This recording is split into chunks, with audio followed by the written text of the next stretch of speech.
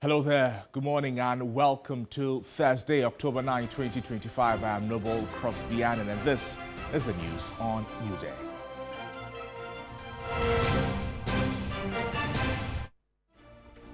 Coming up this morning, President John Dramani Mahama to meet with Chief Justice, the Attorney General and other key stakeholders today over continuous wastage of public funds captured in the Auditor General's report. Also this morning, new report indicates that 91,000 Ghanaians are trapped in modern slavery, mainly through human trafficking, forced labor and forced marriages. We'll bring you some sports news as well as the Black Stars thrashed Central African Republic by 5-0 to secure one leg in the next year's World Cup. You're welcome to the program. We're live also on all our social media platforms at TV3 Ghana. Let's get interactive there and start the bulletin from here. President John Dramani Mahama is to meet with the Chief Justice, the Attorney General and other key stakeholders on Thursday to discuss what he describes as a final solution to the recurring mismanagement of public funds every year in the Auditor General's report. Now, the President said the meeting will also focus on fast-tracking the prosecution of individuals implicated in such reports. For 12 years, the Public Services Commission has seen the need to assemble chief executives, chief directors, and board chairs for what could best be described as a means to equip them with good corporate governance practices and effective leadership skills, themed strengthening public sector leadership and governance to enhance service delivery. In the wake of the 24-hour economy, presidential advisor on the 24-hour economy, Guzi Tano, posited a 90-day reform that CEOs and board chairs must adhere to in attaining the 24-hour economy. That we as leaders must be digitally capable. Leaders can no longer treat technology as something that is alien to be delegated to younger recruits. We all need to understand data flows, cybersecurity, interfaces, and dashboards well enough to ask the right questions and make the right trade-offs. The paramount chief of the Sogli traditional area, Togbi Apede, the 14th, stressed the need for innovation and standards from public servants in a challenging economy that is yet to recover. Transparency requires continuous communication, also requires planning as the ultimate communication tool. And most importantly, as leaders, we need to demonstrate honesty in everything that we do. And the biggest challenge we face is our inability to hold onto the path of strictest honesty. That is what has fueled or allowed corruption to fester. That is why I've always described the oral as one of the most important initiatives of government. The public sector has been riddled with debt and mismanagement of resources recorded in the Auditor General's report. The figure has attracted the rage of the President. And so I have a meeting on Thursday with the Chief Justice, the Attorney General, and others to find a final solution to this Auditor General's report. That persons who are found guilty of infractions or do not follow due procedure or lead to loss of public resources, we must have a fast-track process to Nsawam. Fast-track, before you see you in Nsawam, 6 months. You know, until we do that, until there's a deterrent, we're going to come every year and they say total misappropriation and infractions of found out by the Auditor General is about 15 billion cedis. I mean, if we save 15 billion cedis, can you imagine what it could do? Recruitment into government agencies and its financial clearance has drawn widespread demonstrations in recent time, with some workers agitated over unpaid salaries. The President says the bureaucracies imposed must not be countenanced in the new Ghana he's seeking to reset. I mean, you can't understand why in the 21st century government does not have a proper database of people that it employs. And so nurses and teachers have to sit for God knows how many months unpaid until some slow bureaucratic process goes from the district to the region, from the region to the headquarters, to Ministry of Finance, to Auditor General. Please, we need an HRMIS as soon as possible. Let's now bring you some more stories, and the news reaching us from the night of yesterday indicates that President John Dramani Mahama has named some 18 individuals to serve as deputy heads of mission in Ghana's diplomatic missions around the world as part of efforts to strengthen the country's foreign relations and international representation. Now, in a letter dated September 11, 2025, signed by Callistus Mahama, the secretary to the president, and addressed to the Minister of Foreign Affairs, the president directed that the necessary steps be taken to facilitate the appointments. I'll walk you through the list. Dr. Palma Apiajan, he's heading towards the Federal Republic of Germany. Francisca Patwa-Jacko to the Swiss Federation. Ben Doche Malo is going to the United States of America. And Harry Zavon, PhD, the People's Republic of China. General Thomas Opompepra, the former CDS, headed towards Canada as a deputy there, and Suleimana Ibn Idrisu, the Republic of India. Aquinas Kwanzaa, the United Kingdom of Great Britain and Ireland. Some more names: George Harrison, Republic of Korea. Jamilatu Amadou to the United Arab Emirates. Emmanuel Nechea Fedo to the Netherlands. Sophia Karen Edem Akwaku, the Italian Republic. Francis Thalamos Doe to Japan. Jani Jaja, the Kingdom of Saudi Arabia. There's also Kojo J. Jumot, the Republic of Turkey, as part of names in the list. Plus, Simanol Kamban Payan, Russian Federation. Alhaji Mohammed Seidu Isa Abba, the Republic of South Africa. Mohammed Ibn Chambers, Arab Republic of Egypt. And Reverend Isaac Clive Mode, PhD, to the Kingdom of Denmark. Let's bring you some more stories this morning as the Speaker of Parliament, Alban Gbagwin, has announced that Parliament will officially resume sitting on Tuesday, October 21. Now, this was in a statement issued and signed by the Speaker, indicating that the meeting will begin at 2 p.m. at the Parliament House. And this follows an earlier notice issued on October 6th this year, which deferred the original commencement date.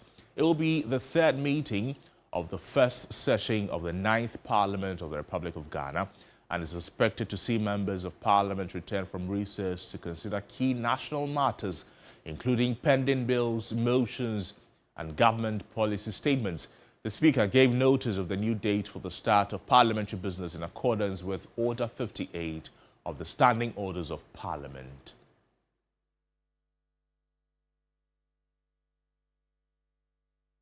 Away from Parliament to some rather sad news. 2 nannies have been arrested for allegedly giving sleep-inducing drugs to their employer's 2-year-old twin sons and subjecting them to various abuses, such as heating their hands in fire.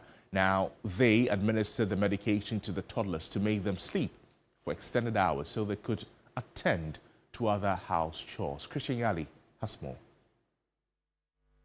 One of the suspects, Francisca Boache, aged 30, is a student nurse from Konongo in the Ashanti region. Her accomplice, Harriet Ansah, aged 31, is from Jasikan in the Oti region. Both admitted to mixing the drugs in the children's food and calling them derogatory names over the past 8 months of working for their employer.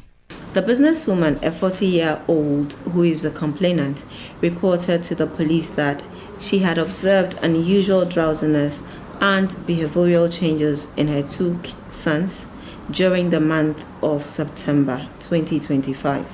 Now, subsequent inquiries revealed that the nannies had been administering a medication suspected to be used in their daily milk for the past 7 to 8 months.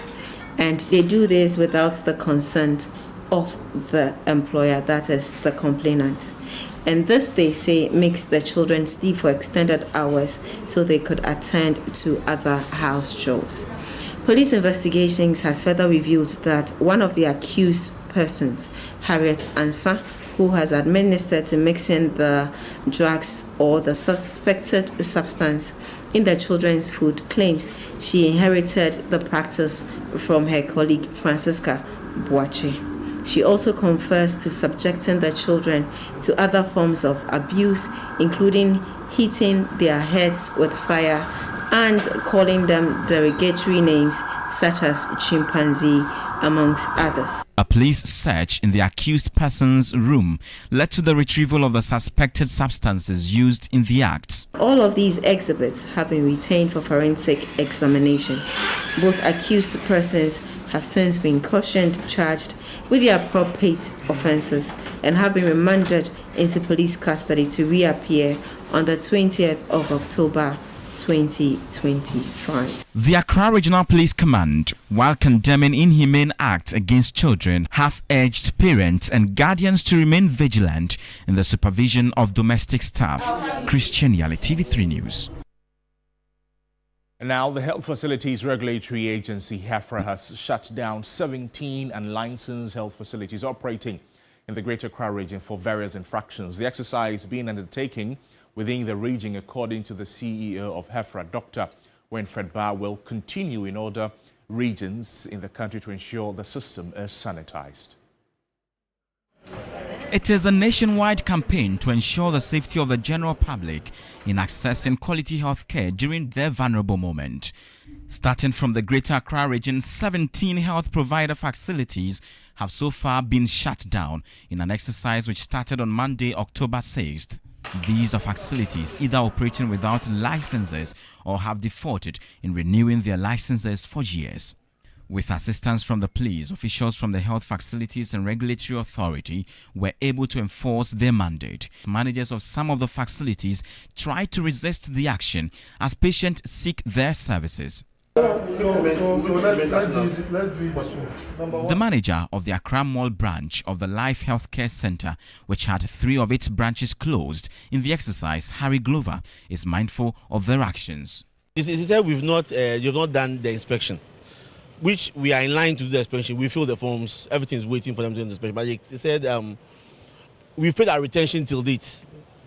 So they said retention is different from inspection. It's about the renewal of the license. Because we showed them first they said we should show any license we have. We showed it. They now say we should show the renewal. We showed the renewal. They said they've not done inspection. So we are waiting for the inspection. We are going to the offices to sort out the issues over there.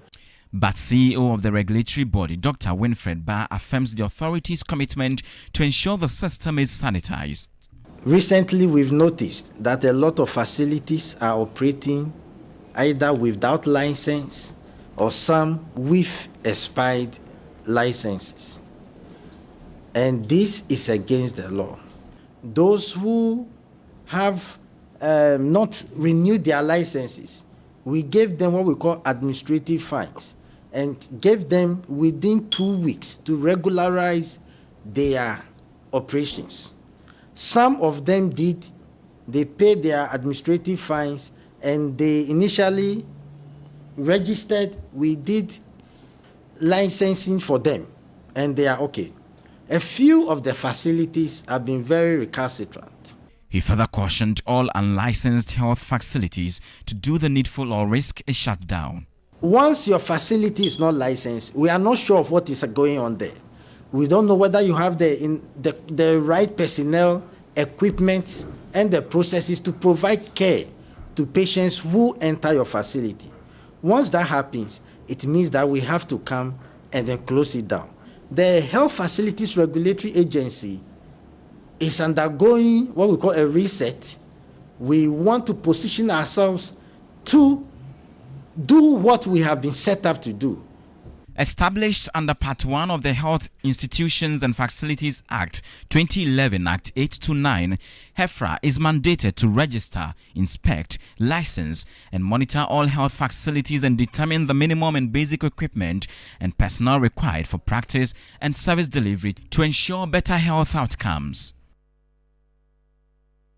Now, modern slavery has risen sharply by 10 million in just 5 years, taking the numbers to 50 million people worldwide. And pressure is mounting on government to act as 91,000 Ghanaians are trapped in modern slavery, mainly through human trafficking, forced labor, and forced marriages.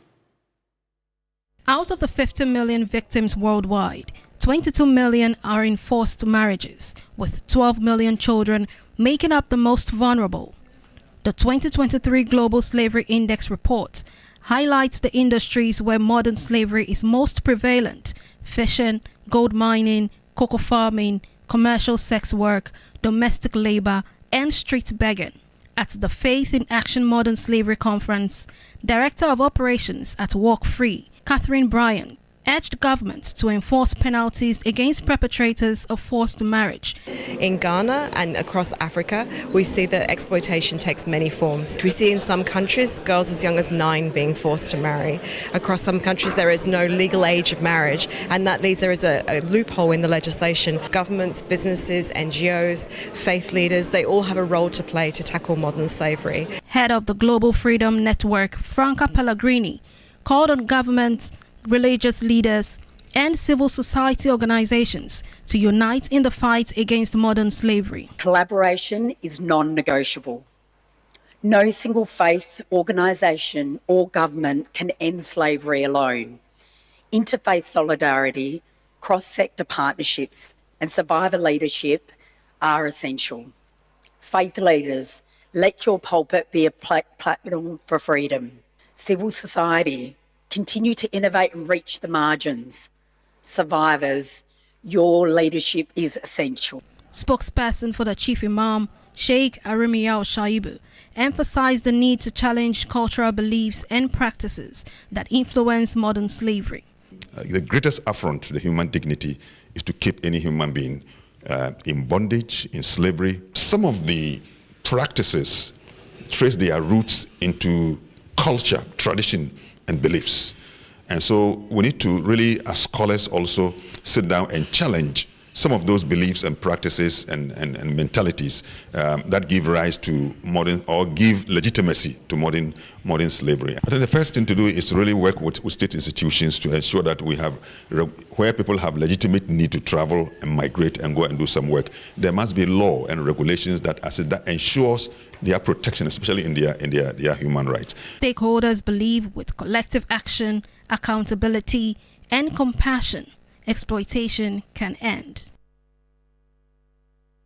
Now, barely a month after being released on bail by an Accra Circuit Court over charges of publication of false news and offensive conduct due to the breach of peace, NPP Bono Regional Chairman Kwame Bafo, also known as Abronya DC, has been picked up again. Abronya was rearrested on Wednesday, October 8th, and charged with publication of false news with intent to create fear and panic and offensive conduct with insulting, and has been granted a bail of 1 million with 2 sureties. He has since met his bail conditions and has been released from the CID police headquarters. Now, this will be the second time the NPP Bono chair is being arrested in a space of 3 weeks.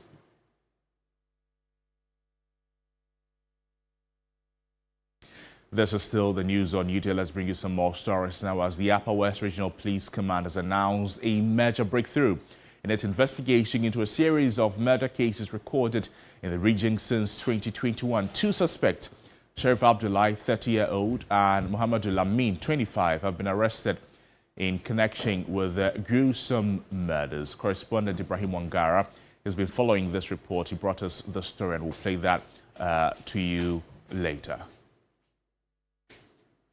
According to the police, the suspects are believed to be behind 50 murder cases recorded in the region between 2021 and 2022, including the recent murder of a watchman, Issa Yahaya, at Wadobile on September 21, 2025. The victims were mostly security men who were attacked while on duty and either strangled to death or suffered head injuries from being hit in the head with blocks. The breakthrough came after weeks of intense intelligence work, and the suspects were arrested on October 3 and October 6, 2025. ACP Francis Yiribare is the Upper West Regional Police Commander who sheds light on the arrest.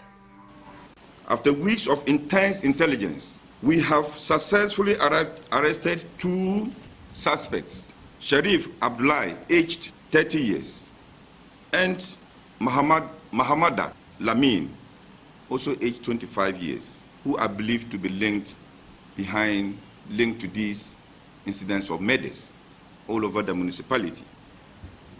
The suspects later admitted during interrogation that he has killed 15 people in the Wa municipality since 2021. He further noted that he usually targets watchmen and mentally challenged persons. He confessed that he had killed 3 more mad men and 2 watchmen at Bole in the Savannah region, and a further 1 mad man in Banda and Kwanta, also in the Savannah region. Before we leave this morning, Black Stars thrashed Central African Republic by 5-0 to secure 1 leg in next year's World Cup. Michael Otieje has more. It's been a beautiful day. 5-star performance from the Black Stars, earning them victory over Central African Republic. It's victory that in all certainty will take Black Stars to the World Cup. Before this particular round of matches, the Black Stars had a positive goal difference of +6. They're taking that into double numbers. No way Madagascar catches the Black Stars. The goals scored by Mohamed Salisu in the first half, provided from a cross by Mohamed Kudus. And then in the second half, after Madagascar had come into the game a bit, in the second part of the second half, Ghana stepped on the accelerator and took absolute control of the game, driven forward by the creativity and leadership of the captain of the side, Jordan. So Jordan was the one who set up Thomas Partey for one of the goals. Jordan set up people to head in another one. Then Jordan himself scored one before Kamadi Sulemana, the substitute, scored from a Joseph Benson assist. It was a dominant Black Stars performance, a dominant team performance. Of course, there were star performers like Mohamed Kudus in the first half, Jordan Ayew with the goals and double assist in the second half, a solid defensive display as always by the back line, including GP and Salisu, a central defensive partnership, both scoring. It's been a really, really good goal. And at this stage, it looks pretty obvious. The Black Stars heading to another World Cup. 20 years after qualifying for the first World Cup, the Black Stars are heading to another World Cup. They're heading to the USA, to Mexico, and to Canada. And on evidence of this display, they are likely to get in this too. So Sunday at the Accra Sports Stadium, it will be more than a football match. It will be a celebration of World Cup qualification. I can't wait to imagine the atmosphere. I can't wait to. Congratulations to the Black Stars again. But that's it for the news on Newday. There's more news on our website, 3news.com. My name is Noble Crosby Adam. Good morning.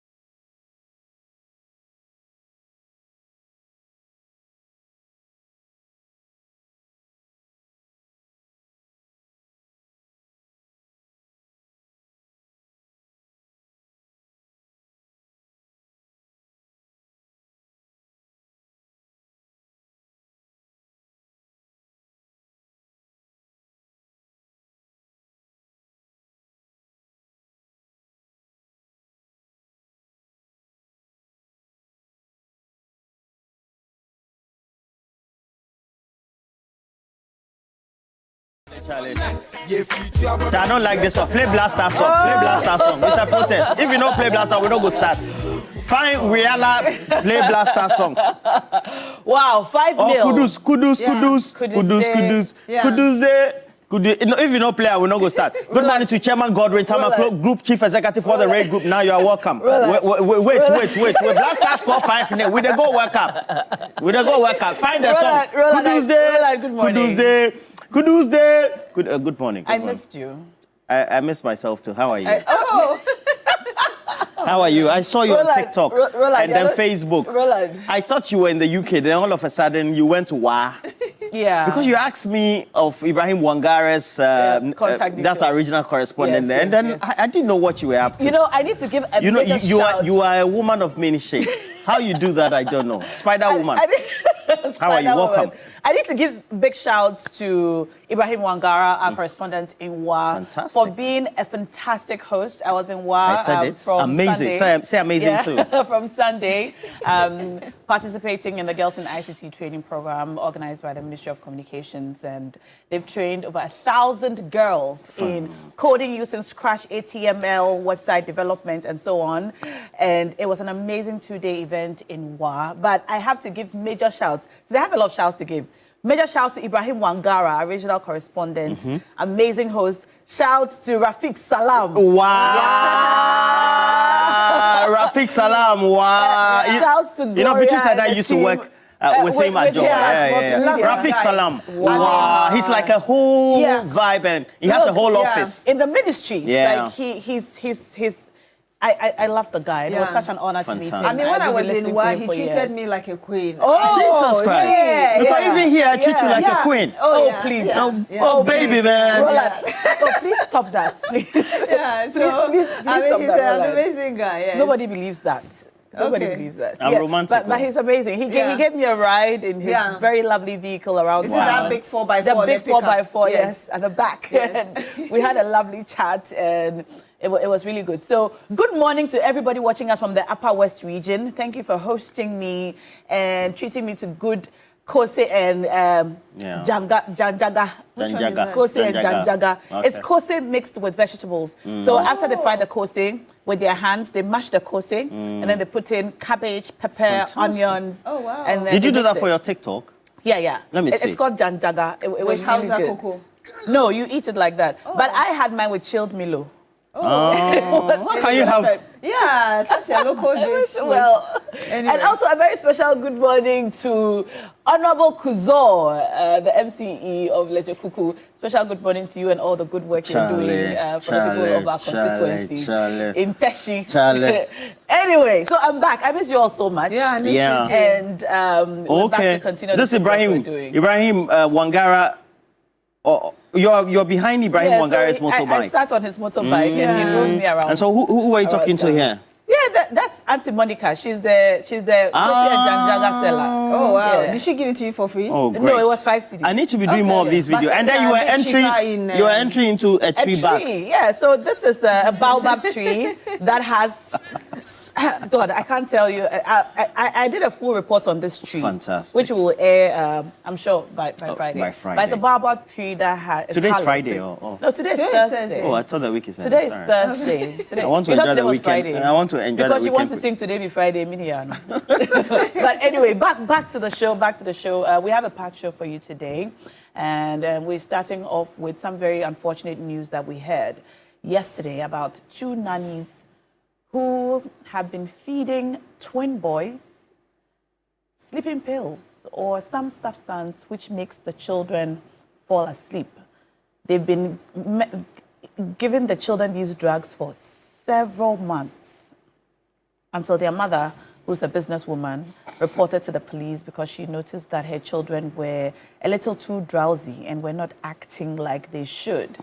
Apparently, they've also been meting out some inhuman treatment to the boys, heating their hands with fire, and so on. This opens a conversation about nannies, parents, and the care for our little ones. A lot of working parents employ nannies and trust them to be able to take care of their children.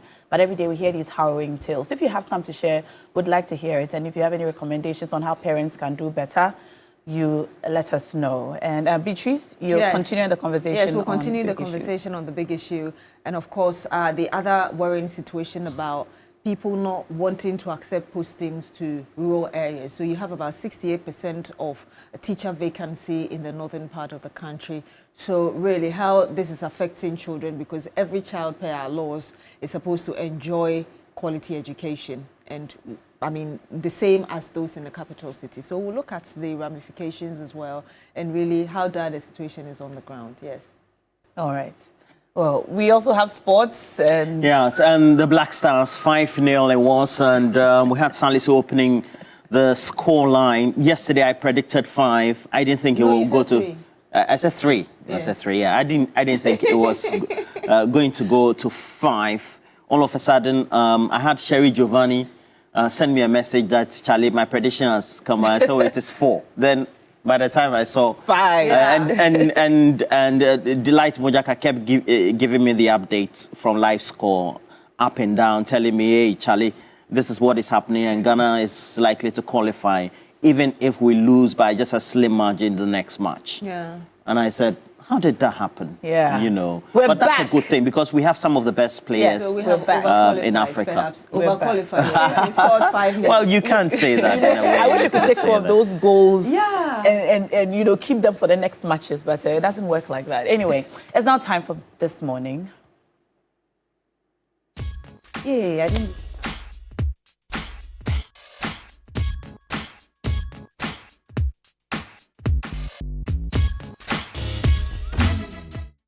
This woman, a 40-year-old who is a complainant, reported to the police that she had observed unusual drowsiness and behavioral changes in her 2 sons during the month of September 2025. Now, subsequent inquiries revealed that the nannies had been administering a medication suspected to be used in their daily milk for the past 7 to 8 months.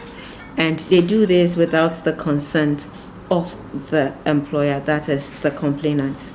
And this, they say, makes the children sleep for extended hours so they could attend to other house chores.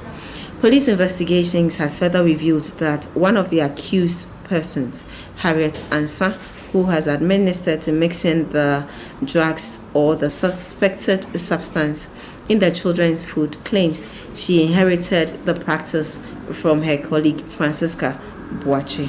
She also confessed to subjecting the children to other forms of abuse, including hitting their heads with fire and calling them derogatory names such as chimpanzee, amongst others. These exhibits have been retained for forensic examination.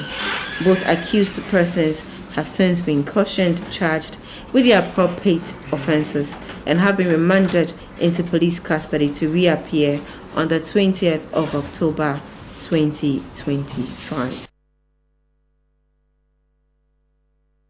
Very heartbreaking news, if you ask me, and I'm sure all mothers, parents watching who have nannies would be concerned. This is not the first time we're hearing a story like this. I mean, we see it on mom groups and social groups on social media, but hearing this particular story has opened the conversation on the presence of parents in the upbringing or caring of their little ones, the use of nannies, which has become almost impossible to do away with now, and really how to ensure that these things don't happen. Our phone lines are now active. You can join us. I think our first caller just joined us. Yes, Collins is on the line. Good morning to you, Collins. Thank you so much for joining us. Tell us where you're calling us from and what's on your mind. Yeah, Beatrice, good morning. My name is Collins. As you said, I'm calling from Amamole. Amanone? No, Amamole. A-M-A. Collins, it's okay. Collins, we got you. Amamole. M-O-R-L-E-Y. Yeah, Amamole. Thank you so much, sir. Just tell us what's on your mind. Yes, it's in the Ganof Municipal in Accra here. Yes, sir. Please tell us what's on your mind. Yes, I will go straight to this recruitment, military recruitment.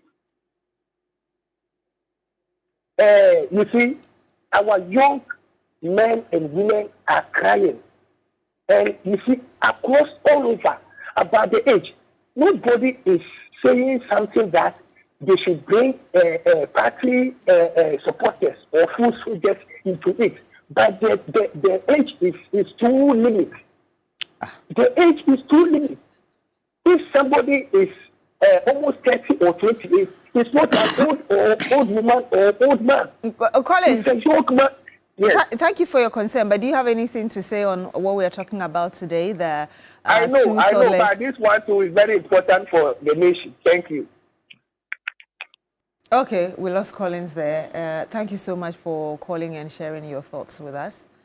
Yeah, but let's take to the subjects when you call us. Let's stick to the subjects. There'll be opportunities to discuss the other things as we go. Let's stick to the subjects. We're talking about the news that broke about the two nannies who have consistently, for some months now, been drugging twin boys. And they say they do this so that they would have the chance to do other work while the boys slept. The mother, who's a businesswoman, found out in the month of September and reported to the police. Let us know what you make of this story and if you have similar experiences to share. Alaji has just joined us on the phone lines. Hello, Alaji. Hello, Ma. Yes, sir. That's your call. Yes, sir. How are you? I'm very well, thank you. How are you? Oh, fine. Nah. Tabrewola. Nah, Tigia. Gombian. All right, Alaji, what do you make of this story? First of all, let me send my greetings to you and Shamima Muslim, and he has Alaji Alasan and Chairman Ofus Ampo and Chief of Staff, Honorable Julius Ebra. When you look about this story, I think we need to look it well. Because I did not talk about the Ghana Blaster winning yesterday. Yesterday, why did I tell you, Roland? But because I don't know, Ghana Blaster have a match. I don't know. You didn't know? Yes. Okay, well, we had the match and we scored 5-0. But let's come back to the subject matter. All right, we've lost Alaji on the line. You can also call us. Please, let's stick to the subjects when we call, okay? And by the way, I've come back with 10,000 Ghana cedis. 10,000 Ghana cedis. And Roland has just given us clearance to also add some bonuses. Cash out this morning. Down now. *439#. *439#. This is the time to dial. And for those who win, they tell us that if you do this, if you would play before big issues, your chances are high, all right? So play now. And we are playing a minimum of 30 times today. So dial *439#. Select option 2 for TV3.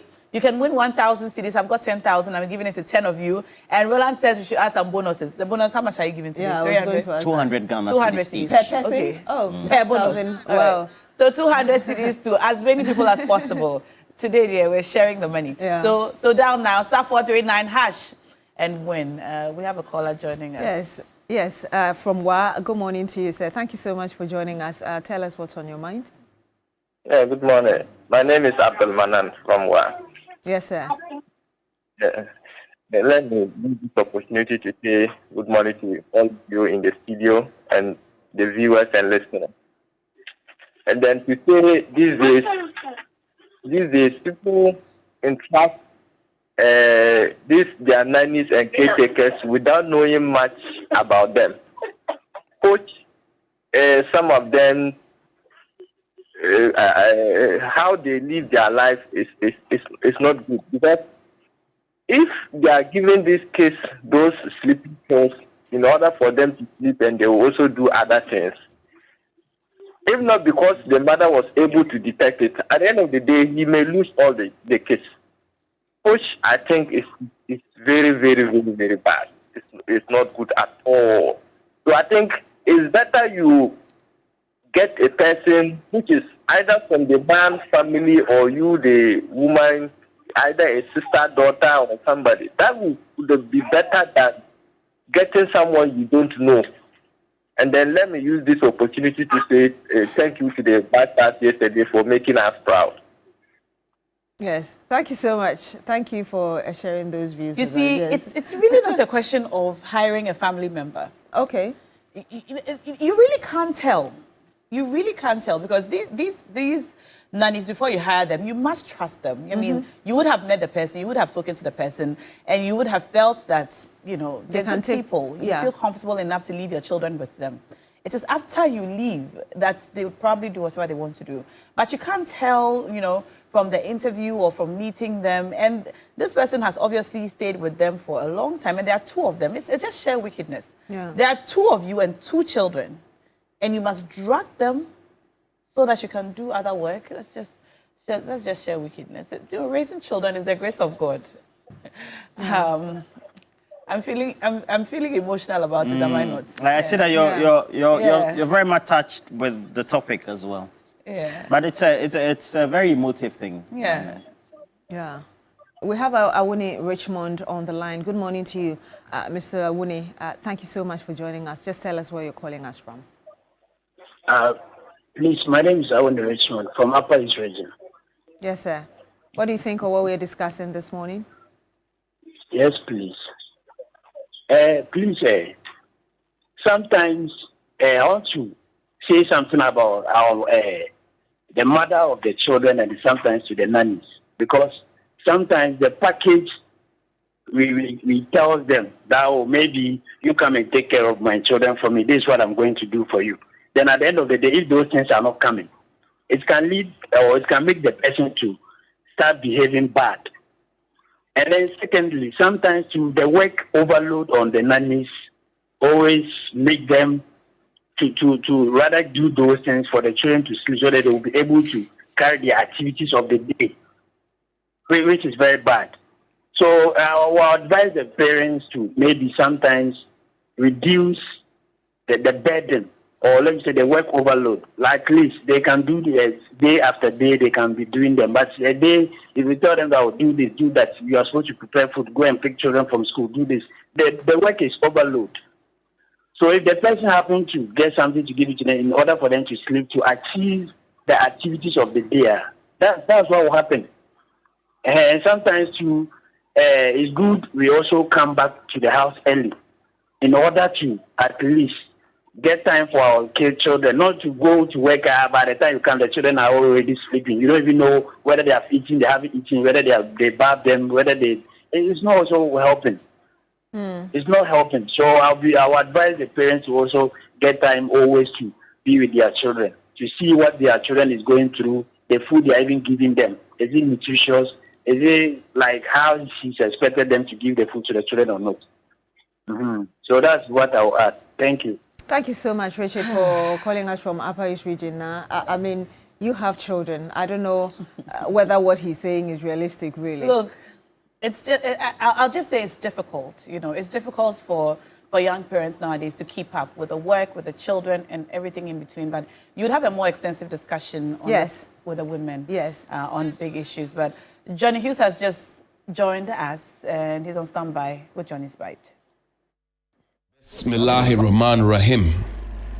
Alhamdulillah Rabbil Alameen.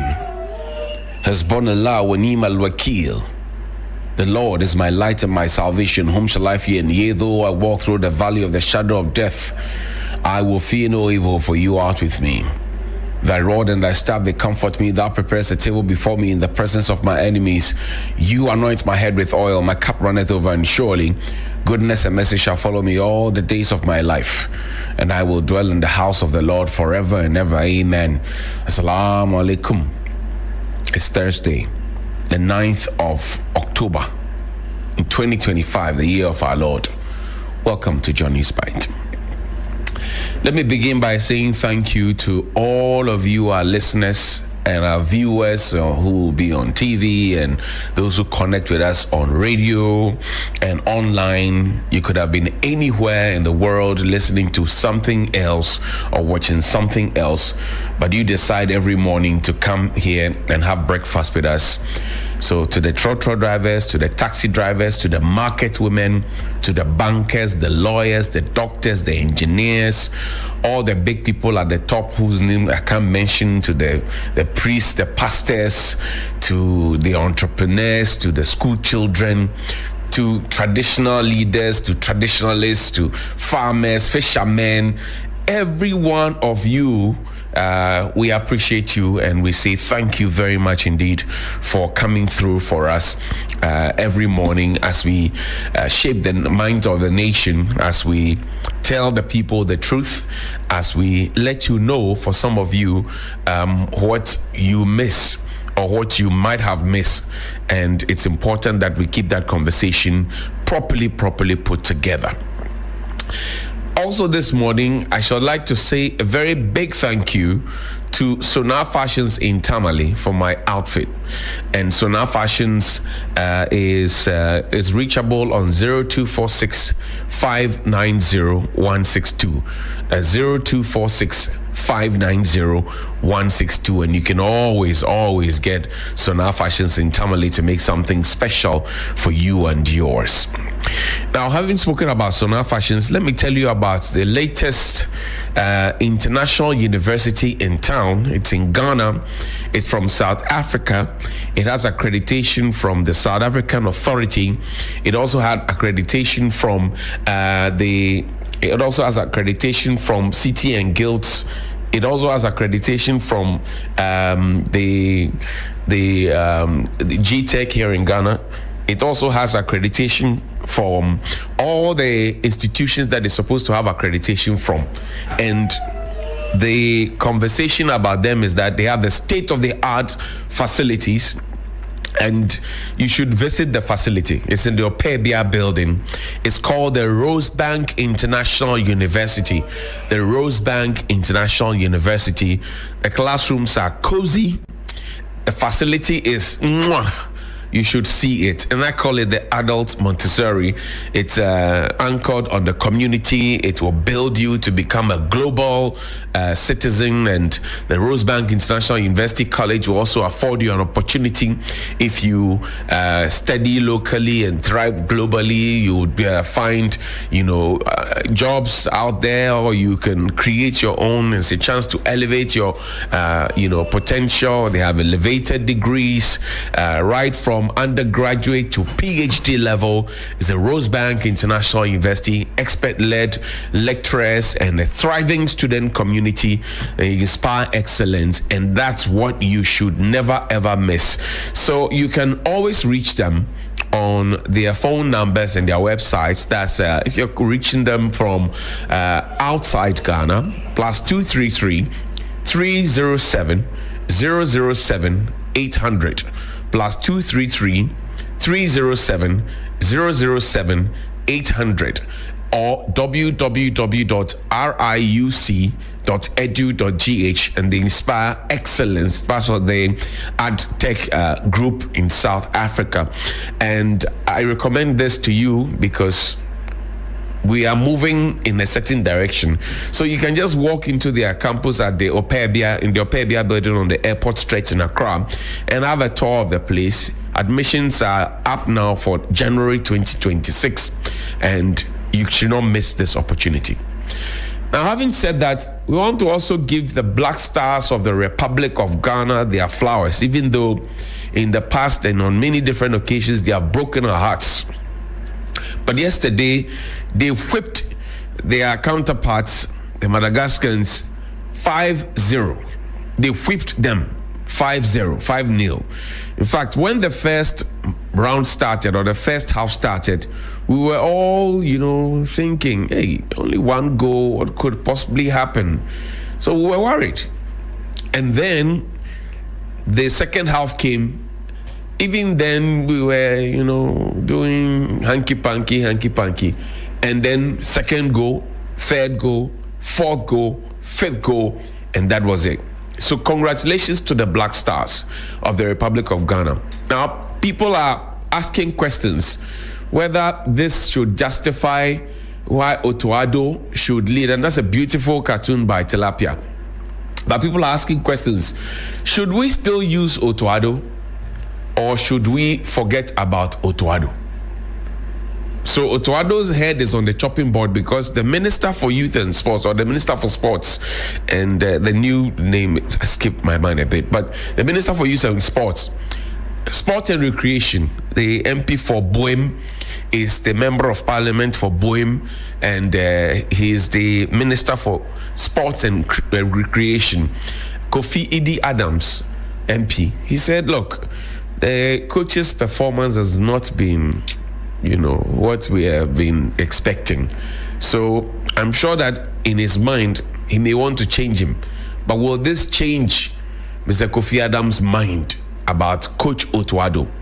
And if the Black Stars do qualify for the World Cup in next year, will Otuado be the best man to lead us there? It's a conversation that we have. While we congratulate them, we also want to ask these questions. It's very, very important that we do.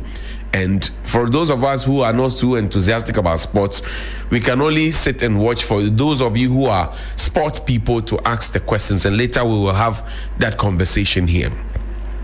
Since yesterday we spoke about a man who gave a policeman a headbutt. And I want to congratulate the Ghana Police Service and the other institutions that are working. And we will come to some of the other institutions. So I saw this somewhere. I'm told it happened somewhere around Garu.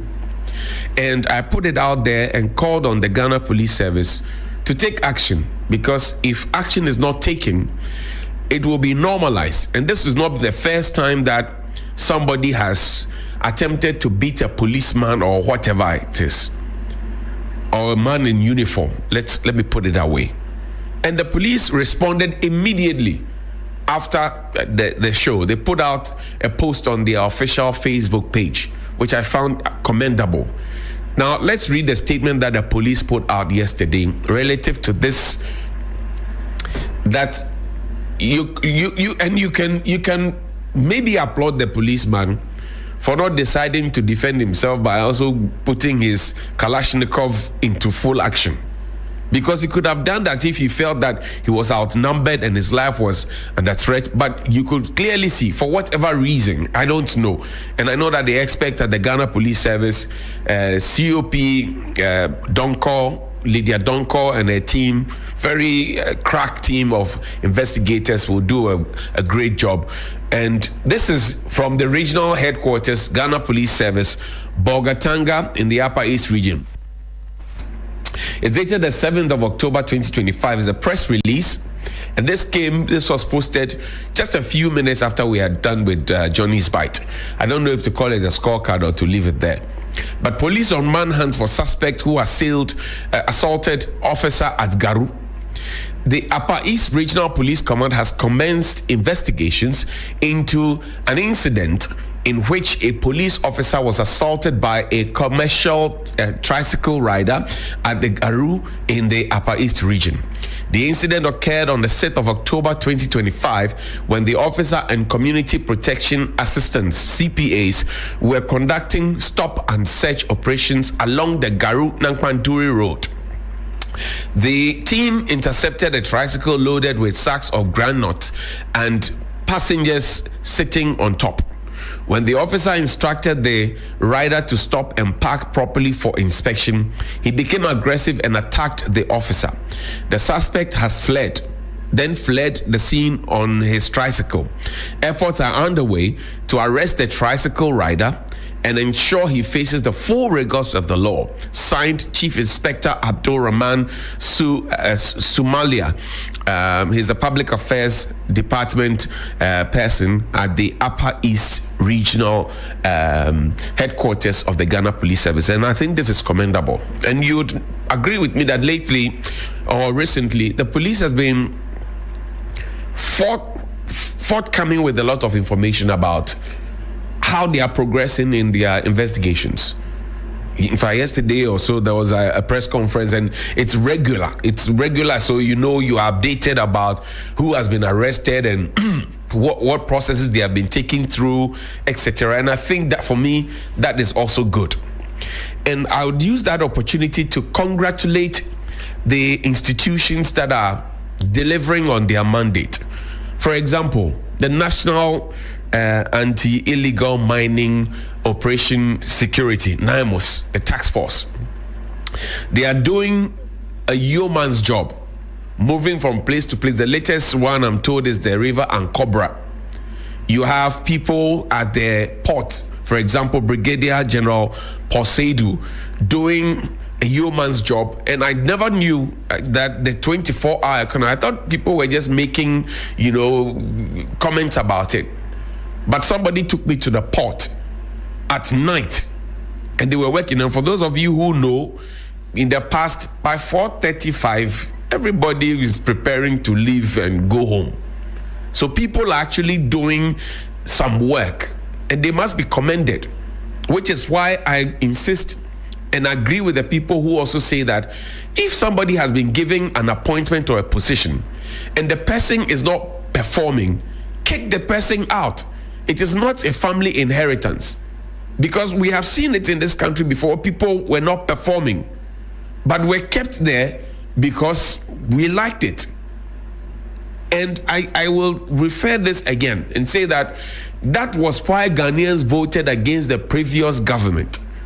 The sins of the previous government must not be repeated by this government. If not, the defeats that the previous government faced will be worse for you if the elections are fought and won or lost. So I'm sure that the powers that be and the appointing authorities are listening, because these are sentiments that are coming from the streets, as I like to put it, and the streets know. Now, another institution that is doing some good work, and please find me TDC boss, is also doing some good work, I'm told. Very, very good work, and we need to celebrate him. And then also, take me to HEFRA, in fact, the Health Facilities Regulatory Authority. Dr. Ban is doing a great job cracking down on people, and with Miss Nuhoho and the rest of the team who work at HEFRA, they're doing a job as they ought to do, because HEFRA, as a health regulatory facility authority, right, must be up and doing for all our sakes. Because if I walk into a lab, I walk into a hospital or another health facility where I know that I'm going to get quality health care, but the facility doesn't have the requisite license, you can just imagine what could possibly happen to me if there are quacks in there. You could just understand. Look, just find me that SOT, and let's play Dr. Ban's SOT from HEFRA on the crackdown. Recently, we've noticed that a lot of facilities are operating either without license or some with expired licenses. And this is against the law. Those who have not renewed their licenses, we gave them what we call administrative fines and gave them within 2 weeks to regularize their operations. Some of them did. They paid their administrative fines and they initially registered. We did licensing for them and they are okay. A few of the facilities have been very recalcitrant and they have not paid their administrative fines. They have also not taken steps to get a license. Once your facility is not licensed, we are not sure of what is going on there. We don't know whether you have the right personnel, equipment, and the processes to provide care to patients who enter your facility. Once that happens, it means that we have to come and then close it down. The Health Facilities Regulatory Agency is undergoing what we call a reset. We want to position ourselves to do what we have been set up to do and to protect the public against dangerous practices. So recently, another of the people who are doing a great job, like Dr. Emmanuel Amakofi-Boa and a couple of others, Dr. Atufosin, Haruna Idrisu, Kwame Agboja, some of them, you can actually see them moving and doing something. So the rest must also come with their scorecard and show working. because we want to see actual work, not talk and paper leadership. We don't want to see that. We actually want to see some real work happening on the ground, because the conversation is about bettering the lives of the people and making them comfortable. So if you are giving that opportunity to come in there, to come and be a CEO or a board chairman or a council chair or whatever it is that you are giving the opportunity to hold on to, and we don't see the results, or you don't find a way to tell your story, then there will be a problem. Kwabena Mintah Kando, for example, doing a great job. The only point that I may disagree with them is that this HPV, vaccination, I didn't see a lot of public sensitization and education about it. But so we have the same conversation about what happened during COVID when people told their families and friends not to go and take the vaccine and all of that. But if you listen to the mindset behind it and the concept and the intention and everything else, it's a good thing. He's moving left, right, center, working with all the patients that you can find. MP for Dwaboso Kwabena Mintah Kando. But I think that there should have been a lot more public education and sensitization before this started. And I'm saying this on good authority because between 2001 and 2005, I participated actively in the National Immunization Days. I used to carry that, ash, box, the ice box. I used to carry that. And we'll be roaming the entire North Kaneshie, Okankwe South. Those who know, they know. Those who know, the nurses and the doctors that we worked with, they know. Our friends from WHO, UNICEF, all of that, they know what I'm talking about.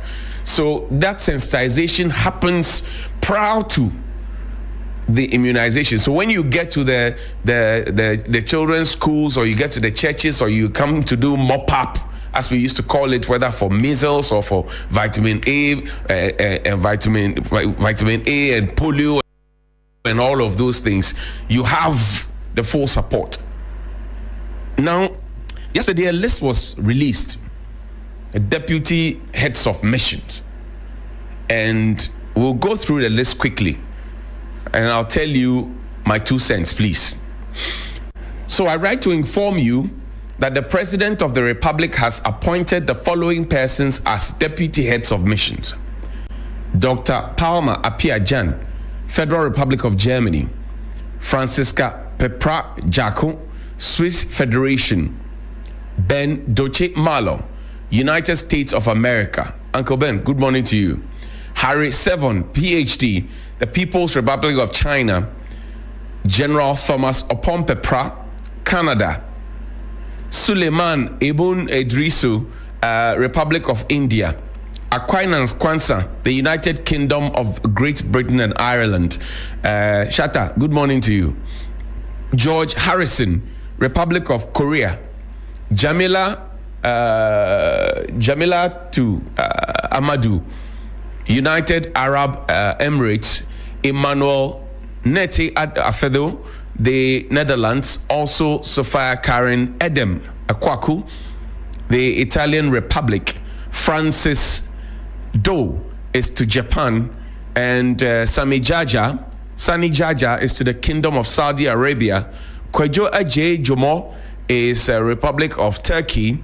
Emmanuel Payan, I hope I got that right, sorry about that, is Russia Federation. And Alhaji Mohammed Seidu Isa Abba, Republic of South Africa. And Mohammed Ibn Abbas, Arab Republic of Egypt. And Reverend Isaac Clive Mould, PhD, the Kingdom of Denmark. Kindly take the necessary steps to facilitate the appointment process for the persons listed above. Please accept the President's highest regards. Callistus Mahama, PhD, Secretary to the President. Copy to the Honorable Minister of Foreign Affairs, the Vice President, and the Chief of Staff. So That's what we have there. And let me also make special mention of the Foreign Affairs Minister and the Minister for the government spokesperson, Phyllis Kwachio Fosu, all the guys. Samjata George, yes. The data, no. Somebody said she's not spending her husband's money as she used to spend on data because the data lasts for too long. Samjata George, good morning to you as well. Sammy Jeffio, good morning to you. Now, the two names that have come up, and I don't doubt their competencies at all, are General Thomas Opon Pepra, and people are asking and making all manner of insinuations, and Mr. Ben Doche Malo, and his qualifications and his experience around the world is not in doubt. But let me focus on General. People are suggesting that if General Opon Pepra, who was the CDS under President Akufo-Addo, has been appointed by this administration, then it means that President Akufo-Addo was naked at the time, or the government was naked at the time, because he's a big security chief. And then I ask myself, are we just interested in politicizing everything, or are we properly interested in making sure that our nation works and progresses? There are reasons that you have very good materials in this country who have decided to stay off any appointments, because as soon as you accept the appointment under a regime, you'll be put in a box as somebody who is supposed to be a neutral, but you are not a neutral. And I don't know whether they mean neutral polish. These days, I don't see the people sell neutral polish anymore. But have you forgotten General Blay? General Blay, he was appointed, right? The former IGP was also appointed. If the man is qualified to go and serve, leave the man alone to go and serve. You who are making those comments with your 2 CDs megabyte thing on Facebook, can you go and serve? And I've told you that when they ask you to come and say certain things, be very careful. Think through it as well. Because you are a human being, you are not a party symbol. Do you understand me? When they send you to come and say some of the things, don't be an atassa. Be a human being, because you are not a party symbol. And we are looking for the progress of the nation. Today, key elements are telling us that, from the previous administration, are telling us that they didn't listen, they made mistakes, they are sorry, they apologize, people got it wrong, etc. Blame games are going on and on and on. Small internal contest for 5 people. So if you agree that you didn't listen, you did the wrong things in the past, you made mistakes, etc., blah, blah, blah, and you have rendered an apology for it, you expect that this administration will also make the same mistakes. This administration will also not listen. This administration will also come and apologize in the run-up to the 2028 election. How do we move forward as a country? You see why people will steal our money and come and sit on national TV and explain it away, and they are told to go and sin no more? People will continue to steal our money because we enable people to be thieves. And that is why the streets are not happy that so far people have not been prosecuted, even though we have been told that there is empirical evidence that can nail them. And as I said before, some of them are still on social media making funny noises. They are the ones who will grow and tell your children, or their children will come and tell you that Papa and Bobra. They are the ones who will grow up and have the voice and the temerity to tell you or your children that Papa and Bobra, if the national cake is shared evenly, because at some point we couldn't find the bakery to even locate the national cake. Now we are trying to make sure that the bakery works so that the cake will be baked so that we can all share the cake. You have decided to turn yourself into an atassa. Why do we do this to ourselves? Why do we do this to ourselves? In the past, look, I sat with the 3 Ahoy brothers and their sisters in an interview when they wrote their book. And they said, under President Rawlings, it didn't matter what political color you belonged to. The question he would ask is, can he do the work? Is he qualified? Is he competent enough to do the work? Voila, you have the job.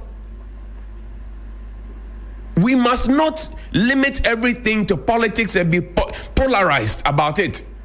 You have institutional heads that have been so deep into politics that a common emotional intelligence conversation about negotiation will be turned into a political football.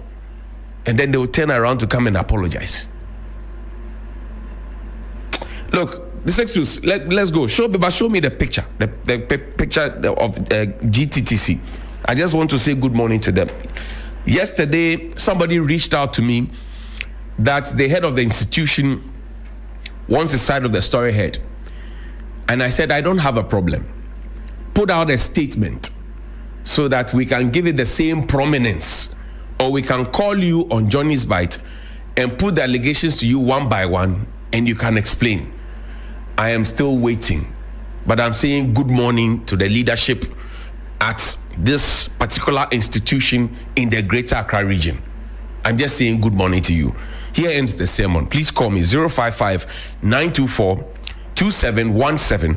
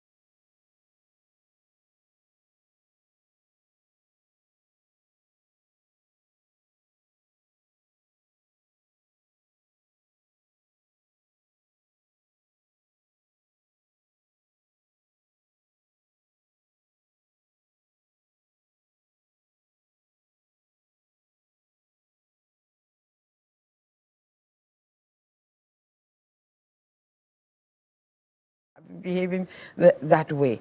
But thank God the mother saw it early that, no, these boys are unusually sleepy and tired all the time. And, you know, you wonder how we can screen people in such who we bring to our homes and whom we trust and entrust our children to, so that they don't have such behaviors or such things lurking in the background for them ready to do to your child. Yeah, and that's really something that we'll emphasize on, because a number of mothers are working and may not have all the time to take care of their children at home. And so there needs to be that system to be able to screen who you're bringing home. But let me get your thoughts as well, No Falong. I saw you reacting to what Madam Dramankwa was saying. So before I get into that, I'd just like to say a very good morning to all my comrades that are tuned in. Good morning to my Laura constituency, all the executives, my member of parliament. I would also like to commend NIMOS, the National Anti-Illegal Mining Operations. They've been doing impressively well. I know 2 days ago they were disrupting some mining communities, illegal mining communities on the Ankobra River. Monday, they were in Huni Valley. They have completely cleared whole communities of illegal mining. They are doing very well together with the Gold Board and the Ministry of Lands. Really, really impressive work. Now, coming into this topic, when I saw the headline, I wasn't surprised, because this is not peculiar to Ghana. It's caregivers creating problems, you know, in these kind of situations. Even in elder care, there's been a lot of complaints over there. It's happened in the UK, it happens in the US, it happens in different countries. In Ghana, I don't think this will be the first time something like this has happened. It is the audacity with which they operated that shocks me. And imagine if the parents hadn't noticed how long this would go on. My main concern was the health implication, right? Mm-hmm. These children can literally develop addictions from what is being done to them. And it will become a long-term health problem that they will have to manage. They can develop other issues, anxiety, all sorts of complications. But I also think that humans in positions of care should be closely monitored, right? Caregivers, when you leave humans without monitoring them, there's a tendency for them to abuse their freedom. Yes, operate in ways that will come back to bite. For parents, I think it's very critical.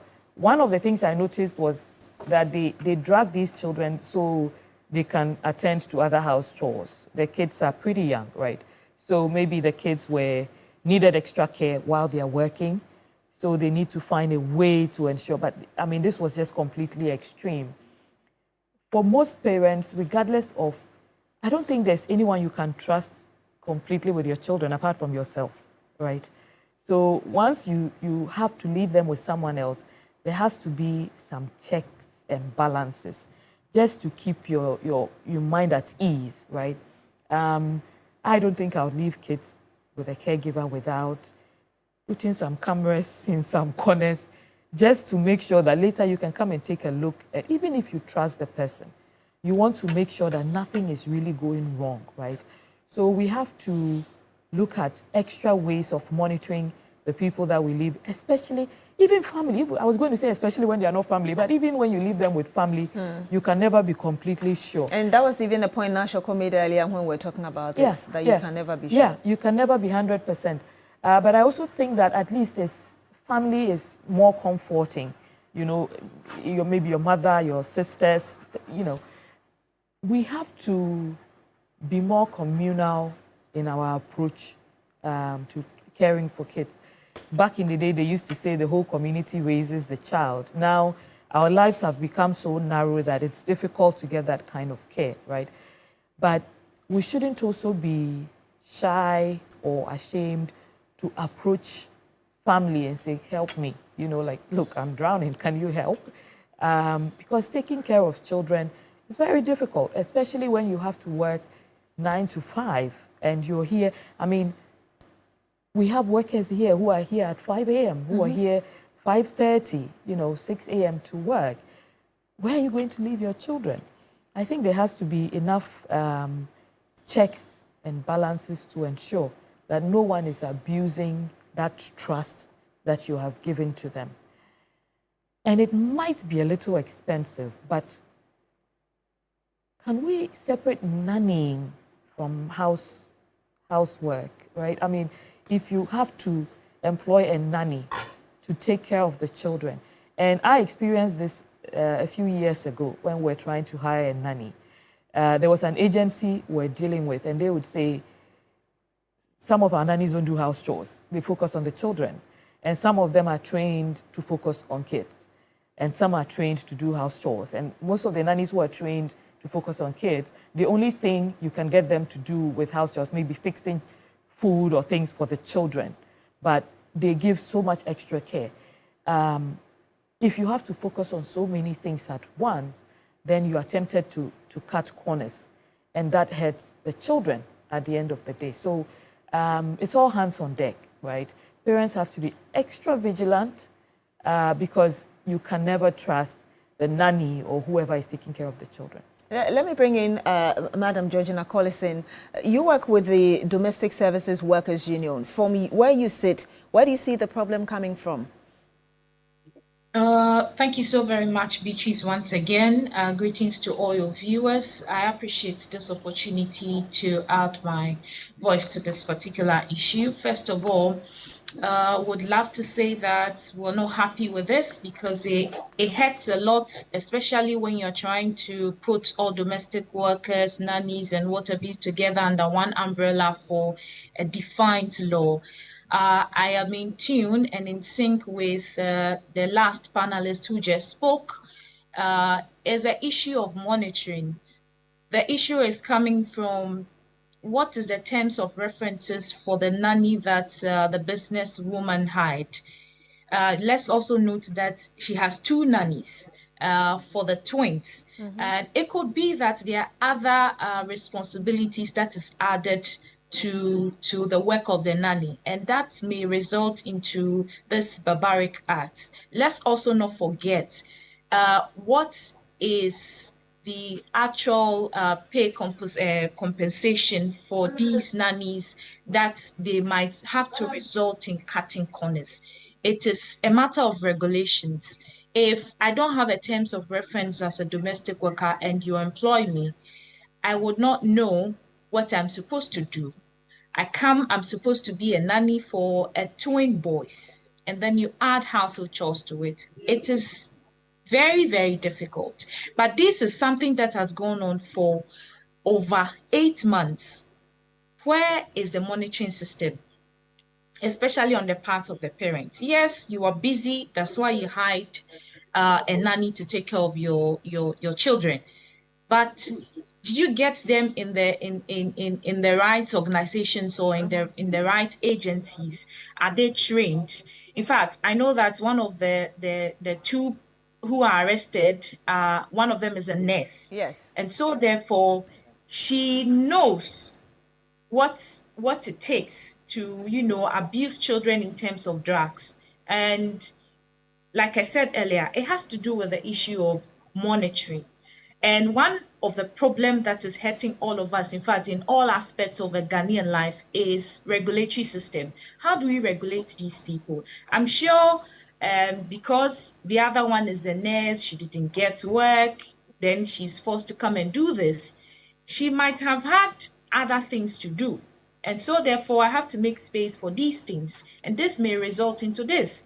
But it's not one-sided, it's both ways. Where we got them from, whether they are trained or not, whether they know the job, or the issue of regulation and the issue of monitoring.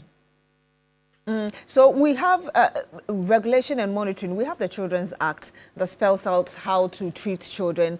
Even in our own 1992 Constitution, I believe Article 15 or so also talks about it. So when you talk about regulation, where do you see the gap? social welfare, how do you expect that to be done in conjunction with the parents so that when they are hiring somebody, there is that clarity regarding what to do and what not to do? One issue that is causing a lot of misunderstanding is that once you employ a domestic worker, and let me put across, per the sector, majority of domestic workers, no disrespect to members and anybody who is into this work, are more often cannot read and write. So where is the education? We're lucky enough to know that one of them is a nurse, and so therefore she knows it. But does she know that there's a law backing children? Does he even know that there's an act that protects her as a nanny worker, and then there's a law that protects the child? So we might be in sync in both laws. The LI for domestic workers 2408 does not even spell out clearly issues of this matter. It just talks about the part of domestic workers, but this is to protect the employer and the employee as well. So it's just a matter of enforcement, education, monitoring, and we need to do better. But I am happy that they've been brought to book. A lot of them are in these acts just to tarnish the image of others who are genuinely in there. And I might also put across that most often than not, these agencies that employ them, some would have trainings for them, others do not, because they are interested in the percentage that they will get once the employer comes to get the nanny. And so they do all sorts of things, and this goes a long way to hurt the employer, just like the matter that we're discussing now. And I think that on our path, just like the last panelist made mention of, there need to be a space where you can say that nannies do take care of just children and even care for the aged and not do other household matters. Because I think that is the reason why they are doing this. But first of all, we need to understand from the employer's perspective whether they are solely are to take care of just the twin boys, and maybe the extra work they will do is to fix food and maybe take the bath for their children. And then we might want to know what exactly is there. I'm coming to you again, Madam Susan Edramankwa, because she talks about monitoring and she seems to be looking at both the regulators and the parents themselves. I mentioned earlier that you're a mother. I mean, we're in a system where work is demanding so much time of parents. How do you balance the two? As for the balance, it's a tough one. But I wanted to say that she has two. Yes. I don't think that she didn't recognize that having the twins will be a handful, and that's why she has two. And I'm sure that the work is then divided among them. Somebody's taking care of the twins and somebody's doing household chores. Yeah. And then they can switch over to do that. There is no excuse whatsoever for what the women did, the nannies did, that they are overworked and everything. If you're overworked, just tell the woman, I'm overworked. Or take care of the children, leave the housework, and when she says it, tell her that this is what happened. And then if you can't, you leave the job. But you don't say that I'm overworked or the work is too much and drag the children. There's absolutely no excuse good enough for that, especially since you're a nurse and you know that this is what happens. I mean, unless they're using the word nurse generically and not as a properly state-registered nurse, you understand? Because sometimes what we forget is that we call ward assistants and those people nurses because they have worked in the hospital before. Because for my mind, I mean, a properly state-registered nurse will be a little hesitant about this, but I mean, what shows that you can't even overdose the child sleeps and never wakes up. You understand? But I mean, I think that women want to get ahead in their careers and they have to put in the long hours to get ahead, or the economic situation is such that there have to be two incomes in the home. So mothers are forced to work.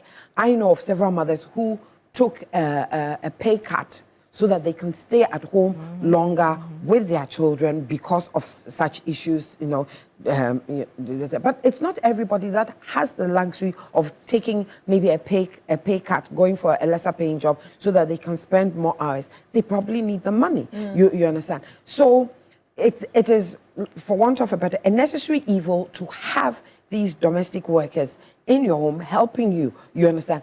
And paying them.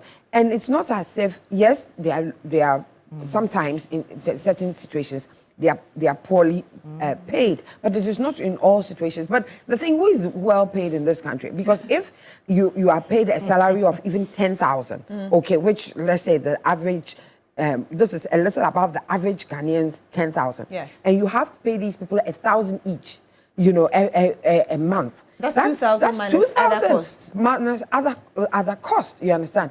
And they're probably eating for free in the house. They're doing all sorts of things for free in the house. And yet you have to pay them this. You expect something. You get it. If you can afford it, you put the cameras there. But if you can't afford it, can you say that, what can I do? It's important to spend time with your children so that you notice patterns of behavior, change, etc., etc. And that was a good thing that this mother noticed, that the patterns of behavior for these kids have changed. But Madam Collins was even raising concerns about how long it took before the mother realized yes, but sometimes you are wondering, and yes, 8 months may seem a long time, but 8 months may not seem that long also, because for instance, maybe today they gave them a little bit, tomorrow they give them a lot more, and so the sleepy behavior is longer, and it's not consistent, and so you may come to meet it, you may not come to meet it, etc., etc. But then you may sometimes say, is it my imagination? These boys are a little slow and everything. So it takes a while. Yes, some people may pick it up instantly, some a little longer. We thank God that she has picked it up in the time that she has picked it up. But come to think of it, this is also an issue where we must encourage corporations and places to put in childcare. I know that in Noguchi, my director, one of her things that she wants to do, because researchers spend long hours, she wants to put up daycare for children, so that researchers are not so worried about their children, because their children are in the space in which they are. You can go and say, when I used to work in the hospital, my hospital was a baby-friendly hospital, and so we encouraging mothers to breastfeed exclusively for the 6 months. The hospital set up a daycare center for mothers who worked in the hospital to be able to send their children there. And you could always, your break time, walk over to go and breastfeed your child. And of course, they had some of the ward assistants who were there, so you could monitor your child and feel comfortable. We should encourage companies to do that. I know that now some companies are having exercise programs and things like that, looking after the welfare of the bodies of their employees.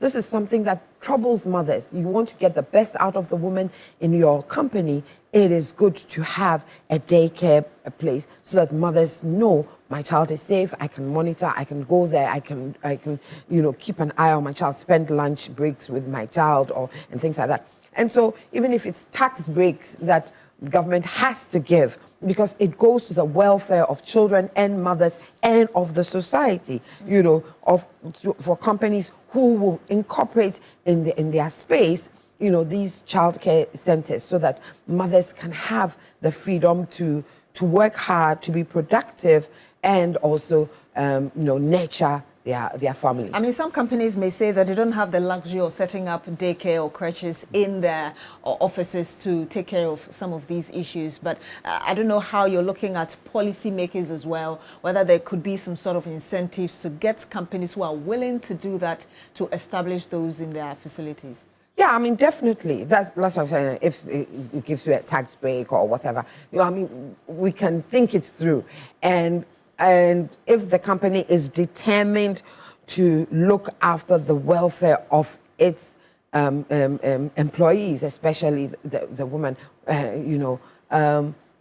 I think they would find the space. And when there's a will, there's a way. You understand? Or we'll fashion some policy out such that the women can spend more time with their families and still get ahead in their career. Because you find out that as a woman, our socialization is such that if the two of you have jobs and somebody has to take the child to the hospital, sometimes it falls on the mother, because it's for the son. I can't do anything. So it's the mother, who will end up doing some of these things. Yes, some men are doing some fantastic job in terms of taking those things away. But invariably, and especially when it comes to mothers of the lower social tiers, they take ultimate responsibility because the man has left already. He thinks that you are sitting in the market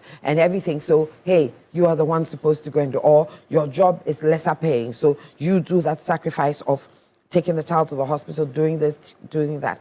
So it's our biological function and our socialization has made it very, very difficult for women who want a career progression. And so domestic workers are actually required. You understand? They are needed. I was just looking. They are recognized in the Ghana Labour Act. They are recognized. But of course, it's poorly regulated, and so they are also left to drift. But I always say that no matter how poor your salary is, your pay is, you don't resort to wickedness to say that because I'm poorly paid, I will be mean and I'll be wicked. It goes to show your character, because there are people who are poorly paid and whatever, and yet they would give their best, and because they are good people who do the good things. Yeah, Madam Falong, devastating news. And if we are looking at the details given us by the police, and the fact that one of them is a nurse, it presupposes that if you're assuming that perhaps the mother thought of the fact that, being a nurse, if my child is in an emergency, at least you'll be able to give her, give the boy some first aid. And yet this has happened. Yeah. And what do you have to say, or in addition to what Madam Susan has said regarding the heart of people and really the kind of people that we are employing? I think I already mentioned that you can never really trust anyone, right? And the fact that she's a nurse makes it more alarming. That's why I was asking, what kind of nurse is she, right? Maybe someone who just studied some caregiving somewhere and has gone to wear a uniform, and then she's calling herself a nurse. Is she an actual trained or registered nurse? Because if she is, then she would know that what she's doing is going to be harmful to them health-wise. And I agree with her when she says that there's no excuse, really. There's no excusing what has been done. But at the end of the day, unfortunately, the burden falls on parents, because you are the most affected, right? Once they have accepted, even if you are paying them 500 cedis a month, and they've accepted that they are going to do the job, then they owe you the responsibility of doing the job right, whether they think they are paid well or not. Once they've accepted it, they've signed a contract, they say this is, even if it's a verbal contract, I'm paying you this and you are taking care of my children, great. You also, there are 2 nannies, right?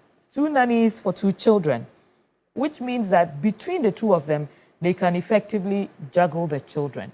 But who knows exactly what they were doing? Maybe they were all rushing to do the same thing at the same time. They were not able to successfully separate their duties and say, okay, you are doing this at this time, and I am doing this at this time. So perhaps no clarity on the roles, and the specific roles that should, they both should be involved in. Again, that falls back on the parent, right? You have to sit them down and say, this is a timetable. And there are some domestic workers that you can't just assume that they know what to do. You have to literally take them through it step by step and say, you're doing this at 8 a.m. for the children, you are doing this at 9:30 a.m., you're doing this at 12, you're doing this at 12:30. And I still insist, regardless of how much instructions, directions you have given them, monitor. The equipment for monitoring might be expensive, but it's not more expensive than your health and the safety of your children. I think there are some small cameras you can get even for like 400 cedis and all of that. Just plug it in somewhere. If you have some internet, you connect it to your phone, at any point in time, you just check in. I know some parents who call in. Yeah. Like almost every hour, checking up on the children. Oh, and but the nannies if as they well. are mixing something for the children, how will you know? I mean, yeah, you're calling, but the time that you are off, and it's become such a huge burden for parents, ultimately mothers, because you're at work. And every second you're checking your phone, you're calling on video. You can't even focus at work. So I absolutely support the, her advice that there should be some child care facilities in institutions, right? A few years ago, was it 2020 or 2021, the Alliance for Women in Media, which I don't know if you're a part of, we undertook a research with the University of Ghana's Communications Department, and this was on the status of Ghanaian women in media. One of the findings, and some of the recommendations included childcare facilities in workplace, in media houses, in this situation, because it was a media report specifically to do with media.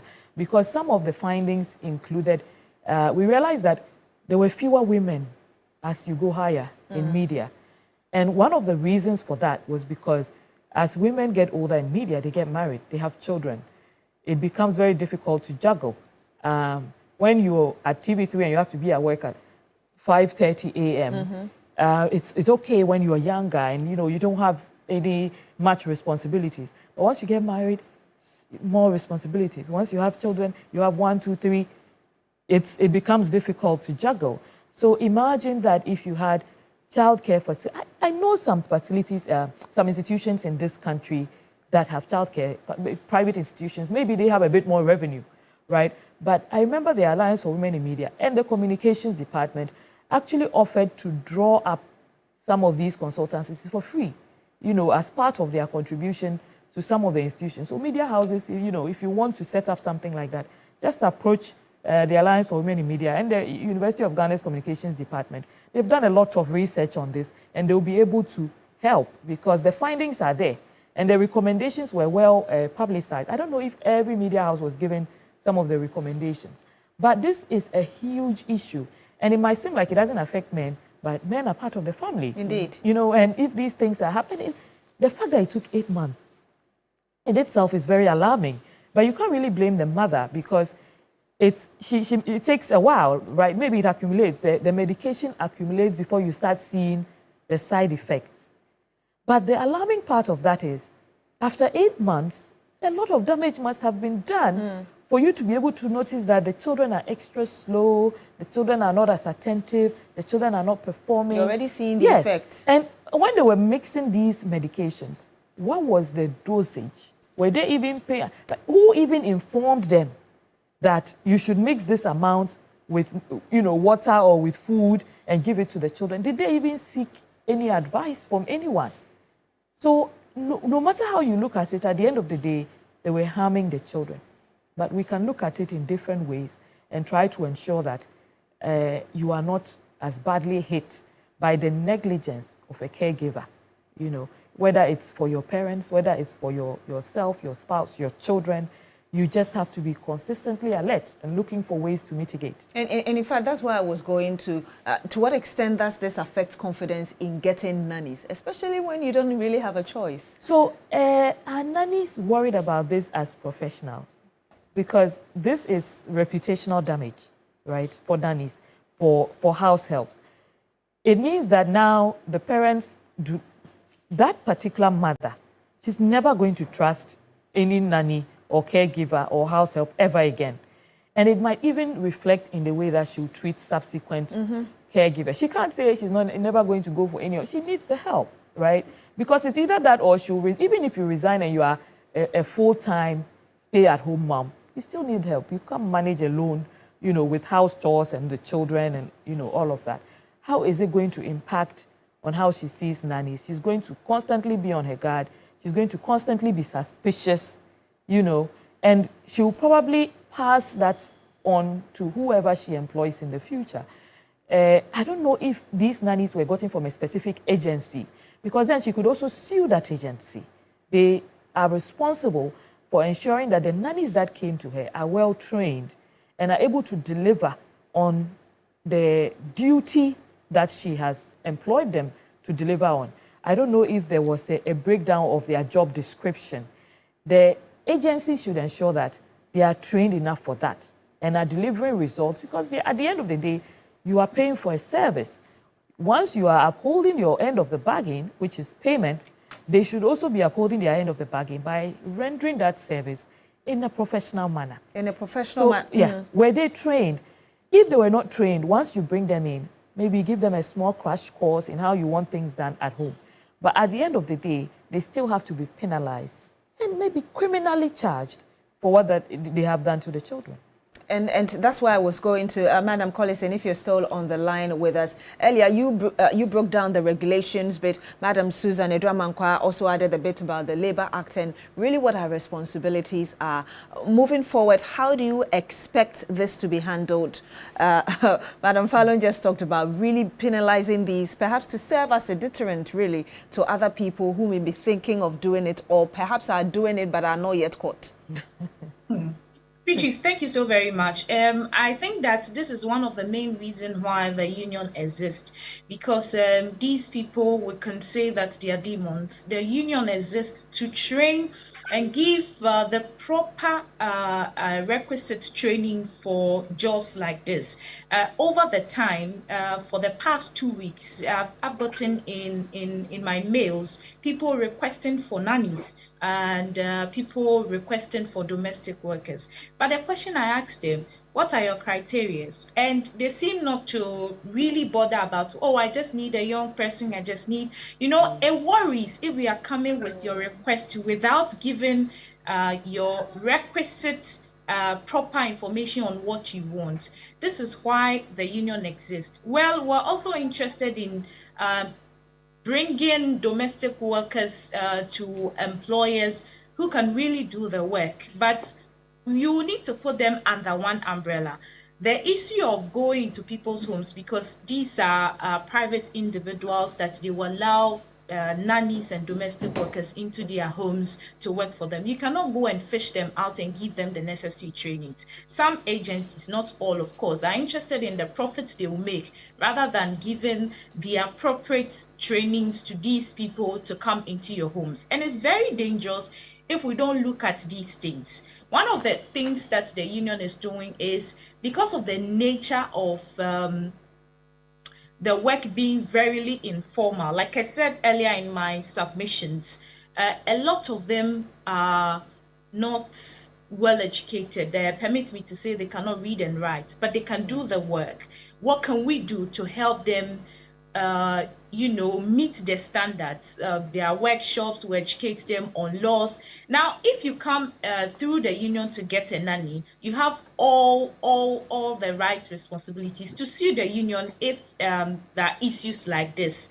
But we support what the Ghana Police Service has done. We are with the woman who is in this deep stress. We condemn the acts of these nannies that are in the news now, and we do not see to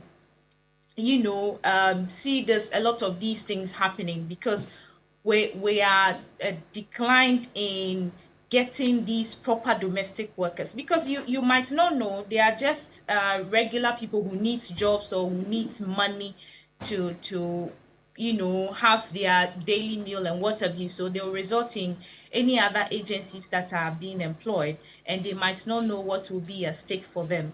But what we are really saying is that if you're a domestic worker and you find yourself across the country, you might want to, join yourself with the union. The union is greatly affiliated to the Trade Union Congress, TUC Ghana, also affiliated to International Domestic Workers Federation in Geneva, and we clearly deal with laws, because currently we have regulation LI 2408, that is the domestic workers regulation, which the minister has put in place operationalization structures to make sure that we curb these acts that are in the system, while we look for the proper domestic workers rendering services of not of this nature, but to save the employer and the employee as well. So that will be for those who perhaps will want to pass through your union. Assuming that I just wanted to get somebody from my family or the village, what would you recommend in terms of what kind of, at least, regulations we should put in place to also protect that area as well?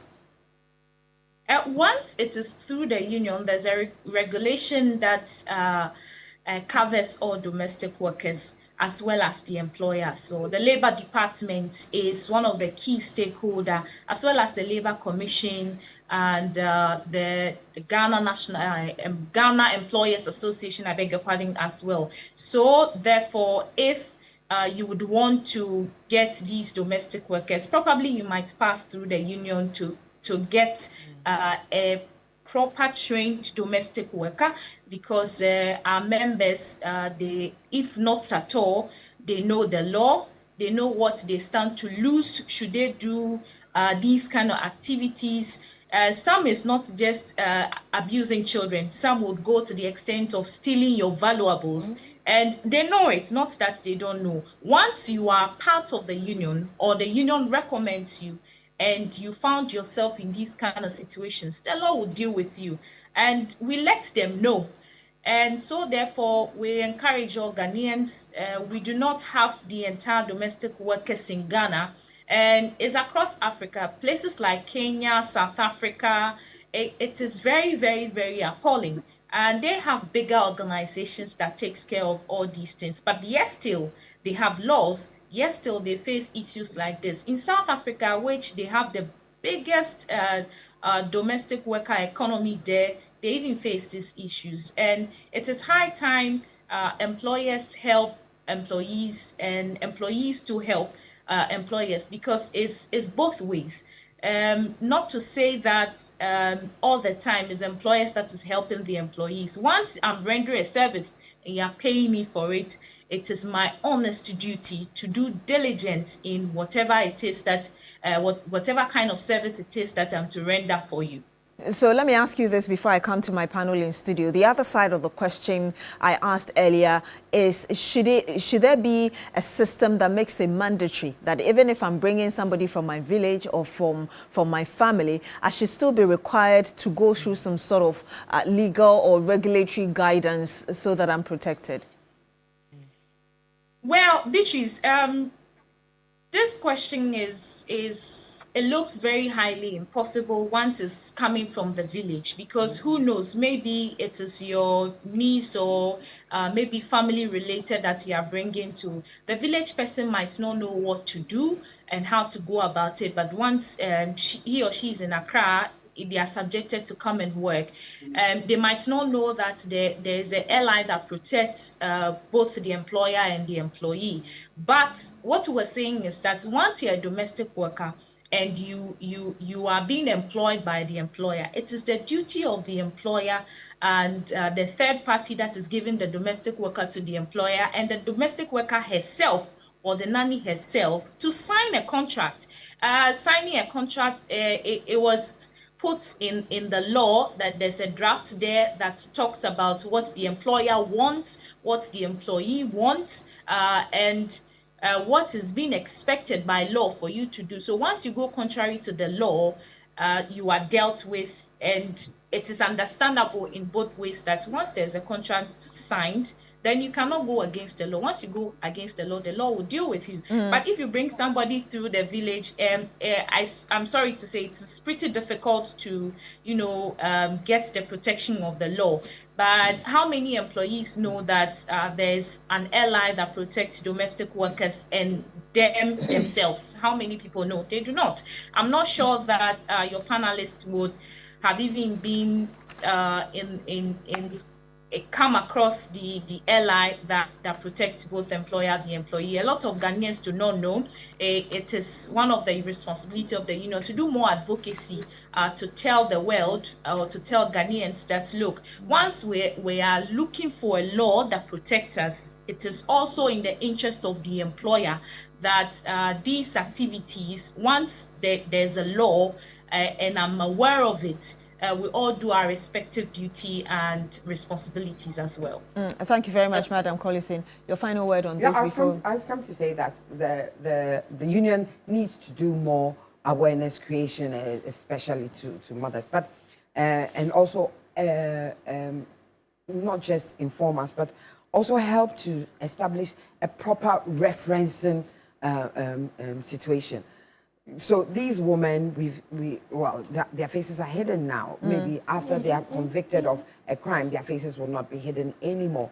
But there has to be a proper referencing system in place so that next time if she's going to get some going to get employed again as a nanny, she has this history behind her, and maybe she may never work again with children. Yeah.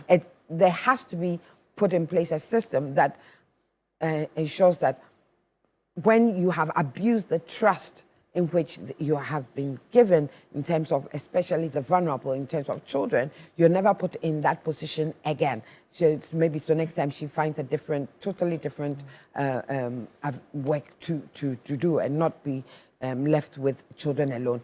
And I don't know whether the union does a lot of psychological evaluations, because sometimes in these psychological evaluations, corporations do it. They put out these questionnaires to employers periodically just to see what kind of psychological makeup they have of their workers and how a worker will react in a certain situation.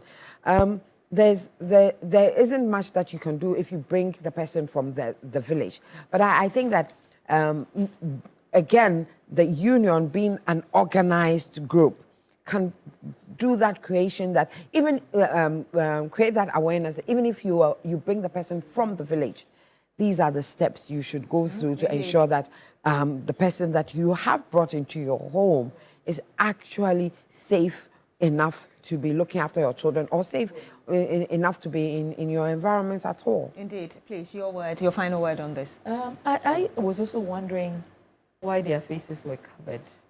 But I'm hoping that eventually we know exactly who these women are. Perhaps it says you're guilty and you're innocent until proven guilty. Yes. But at the end of the day, I believe that all parents want to know their names and their faces, so that if they show up at your doorstep tomorrow asking for employment, it's a no-no. You are not endangering your family, right?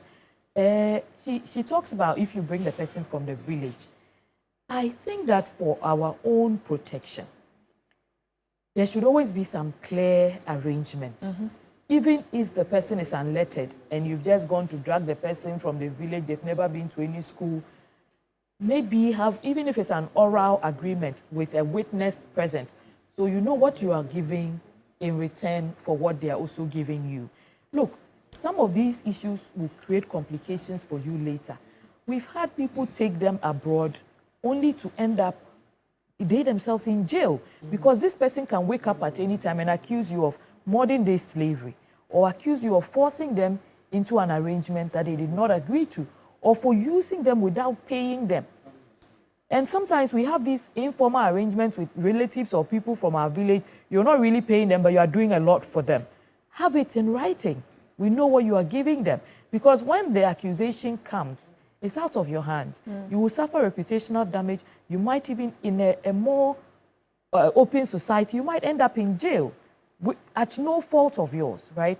So you have to have these agreements in writing. I've never heard about the union. So the union can also do a bit of, advertise at least among parents or in places that you will find parents, so they are aware that this is the process they need to go through. I think with giving institutions, ensuring that they have childcare facilities, it's a matter of incentivizing them, right? It's also like a policy direction. Even within the institution, it should be a policy direction. That's why I mentioned that there are people who have offered their services for free to help draft these kind of policies. So institutions have to make deliberate effort to ensure that this is part of their policy. Maybe discuss with their workers, maybe we take away a bit of your allowance or something and it goes into this, right? But you benefit from it. Imagine how more relaxed you'd be at work, knowing that your toddler is just a few steps away and you can just pop in and, go back to work and you're able to even focus more because you're not on the phone, back and forth, confused. I also pulled up the LI that she was talking about. It's under the Labour Act, LI 2408, under the Labour Act of 2003. You will find it's a regulation that is specifically created to address domestic work. And I find some interesting provisions here that I'm sure a lot of employers of domestic help did not even know about. There's actually, the wage should not be below the daily minimum wage. So the minimum wage that government has set, it applies to your domestic workers. You cannot pay them below what government has stipulated as the minimum wage. You need to have a written contract, and then you have to deposit a copy of that contract at the district labor office within a month of employing that person. I don't think a lot of us know this. I mean, to an extent that it was actually done in 2020. That's like 5 years now. Right. You know, and overtime must be paid. If the worker works beyond the agreed working hours, this will be very dicey for a lot of people. Because sometimes when the person is living in your house, you think that they have no time, there's no rest time, there's no sleep time. You can barge into their rooms in the middle of the night, come and do this for me, come and do that. No, you know, they actually require daily rest of at least 8 consecutive hours within a 24-hour period. So you have to ensure that your domestic help is also getting, they are entitled to annual leave of 15 working days per calendar year with full pay. They also have rights to maternity leave, according to the, look, I don't think that a lot of people are aware of these provisions. And there's even the social security deductions and other mandatory deductions that are supposed to be done. You have to be aware. I mean, the thing is that the maternity leave, as soon as you find out she's pregnant, you let her go. That's what happens, yes. A lot of employees are not even aware of this. Wow. So that but if you let her go, I'm not sure there's much that she can do about it. She has to for that. Because it's discriminatory, but hey. Yeah. They don't know their rights. They themselves do not even know their rights. But if there that was the point she was making earlier, that a lot of them are not literate like that. They are can't not read aware. their rights. Yes. So imagine if they knew their rights, and you also know your rights as an employer. Once you enter into this written contract, it's protecting both of you. Because when you sack her for getting pregnant, she can pick up the contract and go to the labor office and say, I'm coming to, report my employer. Well, I mean, but you see, the disadvantage is that I said, I'm not in, and I cannot take care of a pregnant woman. So I said she should go. When she finishes getting pregnant, she'll come back. When she finishes getting pregnant, when she finishes, but you have to pay her while she's gone. Oh. Maternity leave. That's it, yeah. No. So you pay just her. as your employer has to pay you for maternity leave, but you don't let her go. She's able to work until when she goes for leave, right? Yeah. So at least she'll get the 3 months or whatever months that you are giving to her. But she works in the meantime. I'm sure she can still do some of her domestic work up until when she's almost due, right? I think being aware of the laws and the regulations that govern these transactions, because these are human transactions at the end of the day, it protects all of us. It protects all of us. Let me get your thought on our next topic, which is the 68% vacancy in terms of teachers in rural areas. And I mean, this obviously wouldn't come to you as a new thing. We have places where a whole school has about 1 or 2 teachers, and now we are getting like real data on what's happening in the northern region. What are your preliminary thoughts? I believe that the Ministry of Education is better suited to speak to this. But when you look at the gap that you're dealing with, the study was conducted, it wasn't just on the northern region, but at the end of the day, one of the gravest findings had to do with the northern region. And when you look at a gap of 68% teacher shortage, that's more than half. That's big. That's almost 70, which means that you only have about some 32% active supply of teachers. That directly affects teaching and learning in these districts. And for the northern region, I think for a very long time, I think this was conducted in 2023, the study.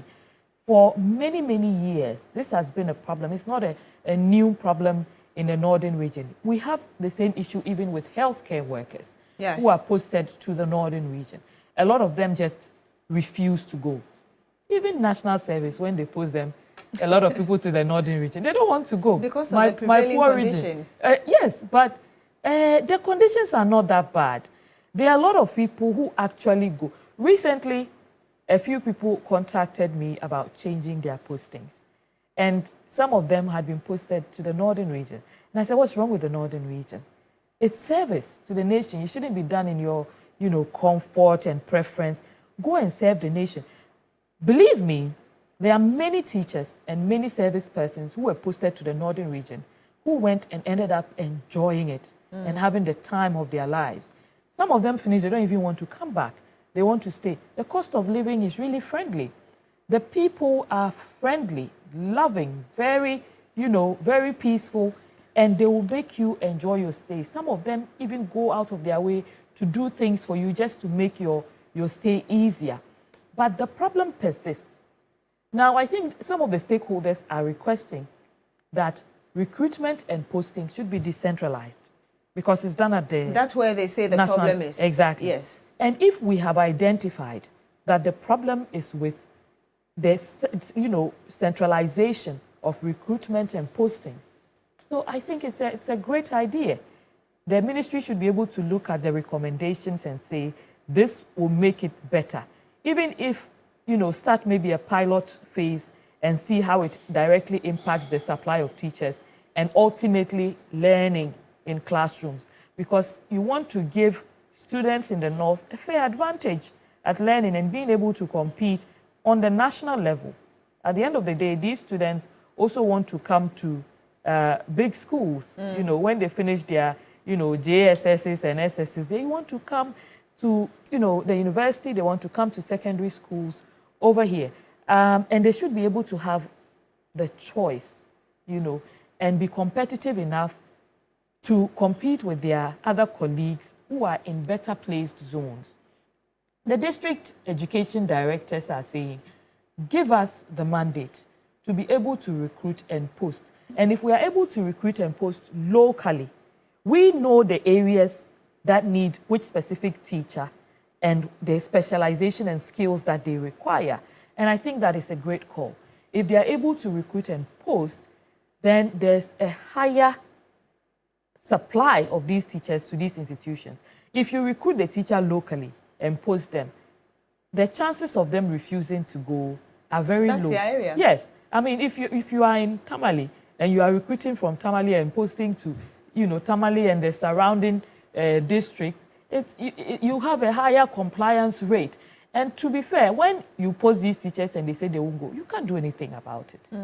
Sometimes, before you even realize they've not gone, it's taking time, and the students have lost out on learning. I think that it's a brilliant call. We always have to review the way things are done. If we find new and better ways of doing it that ultimately give us better results, why not? And indeed, we'll be speaking to Wadad Saibu, who actually is with the institution or the agency that did this research that we are talking about now. But this issue is coming up because actually the Pre-Tertiary Education Act 2020 Act 1049 is actually one that emphasizes decentralization. And so the issue is that we are foregoing this. What is currently happening because of political interference and others contradict this very act that allows decentralization of this entire process. But Madam Susan Edward-Mankwa, let me just get your thought, because again, when I saw this story, what I thought of was the pressure on the 32% there, and even the quality of education that they will be giving these children. It definitely affects the quality of education. If you are looking at the SDG 4, talking about quality education, and this will affect learning outcomes, poor quality education. And so the effect goes beyond the classroom, because then you have people, functional illiterates, the person has finished school all right, and yet and can't read and write. But if the decentralization is to actually take off, then we must have community-based teacher training schools. You understand? So the bigger teacher training schools should have satellite schools there, because if there's no teacher training school there and they go outside and for their teacher training, I mean, they're not going to come back. But if the teacher training school is there, they will attend the teacher training school over there, and then of course they're already stationed there, and it's easier to post them. I think that to look at it also, you have to look at some of the situations in which you find the schools themselves. I mean, if you are a teacher and class 1 to 3 are all in the same classroom, and it's just a poor condition for you to give off your best, etc. And it's a vocation which must be done with heart and soul. And so the poor conditions just don't enable you to put in the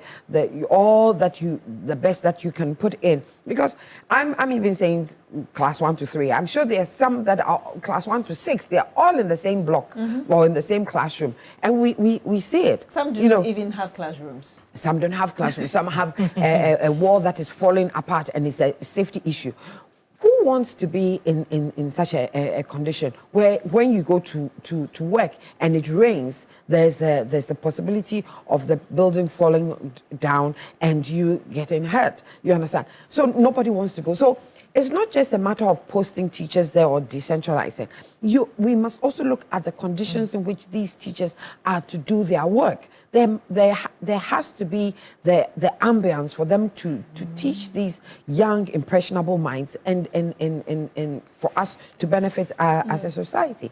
And, we have to look at several things. I know that some of the mission hospitals used to do what they call a rural allowance, so that if you were in the rural area, you were given a rural allowance.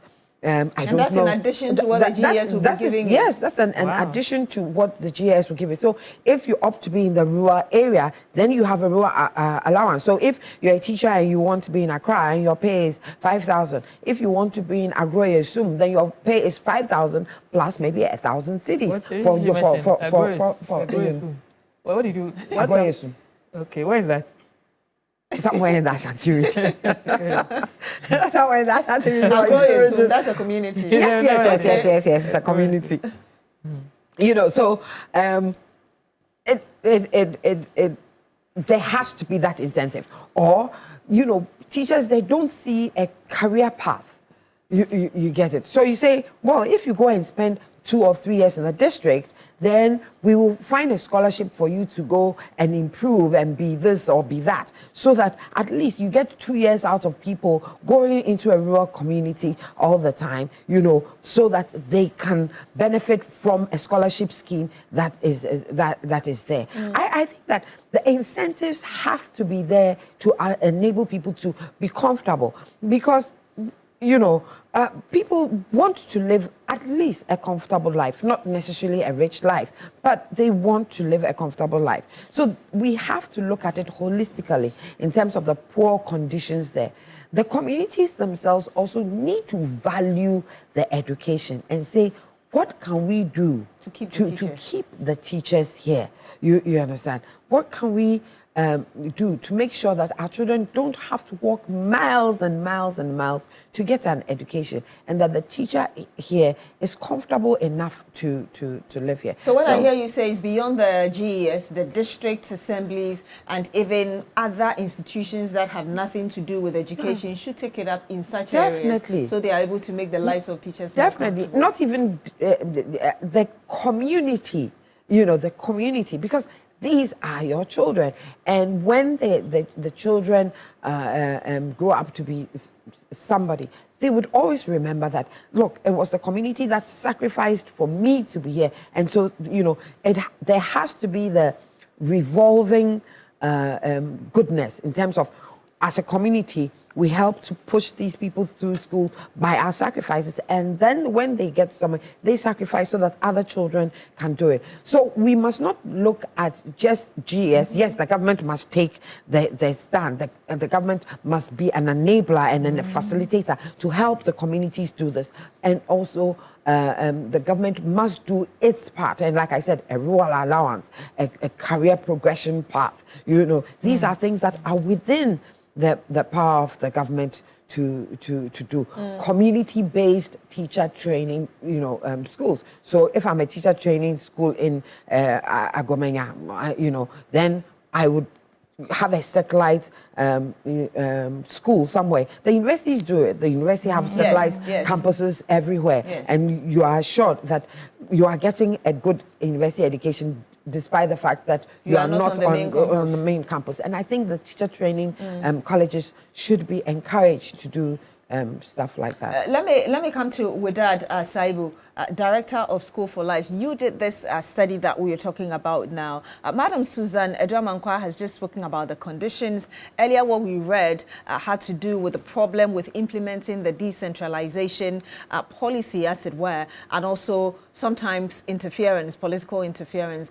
Give us a clearer picture regarding really what the problem is, why we have just 32% of teachers in the northern parts of the country.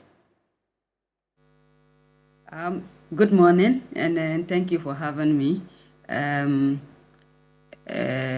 My very best wishes to the listeners and viewers of your show. Just to put this discussion in context, I mean, School for Life as an organization has been working in rural communities over 30 years now in the education space. And our focus has been to facilitate and also promote access to education for the underprivileged, the underserved, and those in the rural communities. And we have experienced and observed over the years the deplorable conditions that learners and teachers have to go through, and its implications also on learning outcomes. So it is as a result of these experiences that recently we decided to conduct this study, because we noted that at the heart of the provision of quality education is the teacher.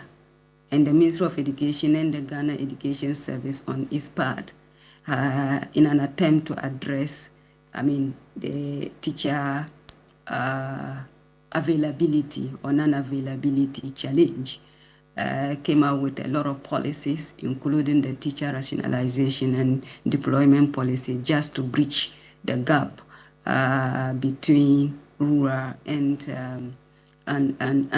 urban or well-to-do areas, because it has noted over the years that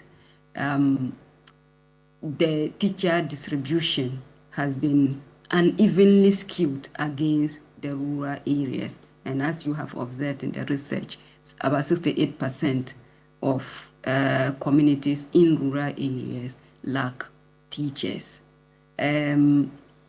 There's a deficit of up to about 68% in terms of teachers across the rural areas where we conducted this study.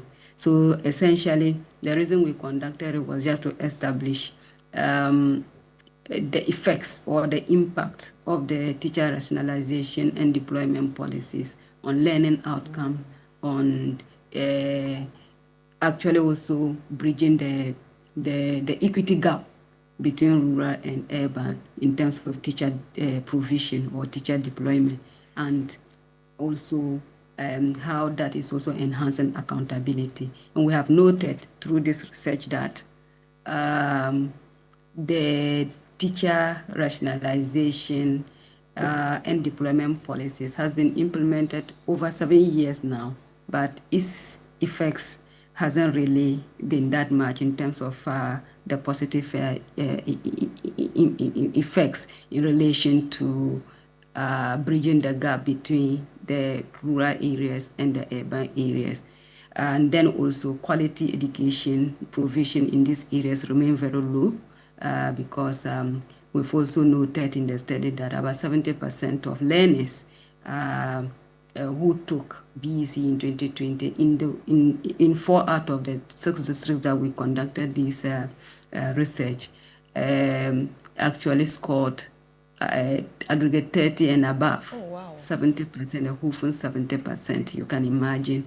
And then also we also noted with deep concerns that the centralized system of deployment and posting have also not done so good to dealing with the issue, because we have noted that a lot of teachers who have been posted centrally have found reason to, as it were, maybe not to even go and also seek for reposting elsewhere without the knowledge of the district education directorates or district education directors who are supposed to be manning and directing the educational affairs in the district.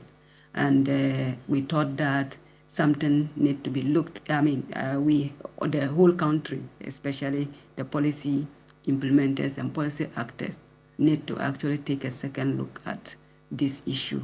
It's really a huge concerns, because one of the effects or one of the challenges to quality education is actually attributable to this particular problem.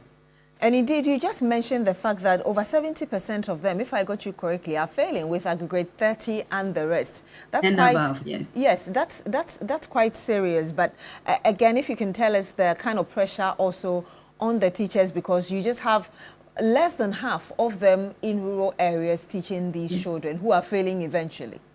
Yeah, I mean, that it is obvious, because the Ghana Education MS data is suggests that in the northern part of Ghana, a lot of the districts in northern region, I mean, when I say northern region, I'm talking about the regions in the northern part of Ghana, including northern, Upper East, Savannah, Northeast, and Upper West. A lot of the districts communities in these areas, in terms of pupil-teacher ratio, are doing highly below the average, the national averages.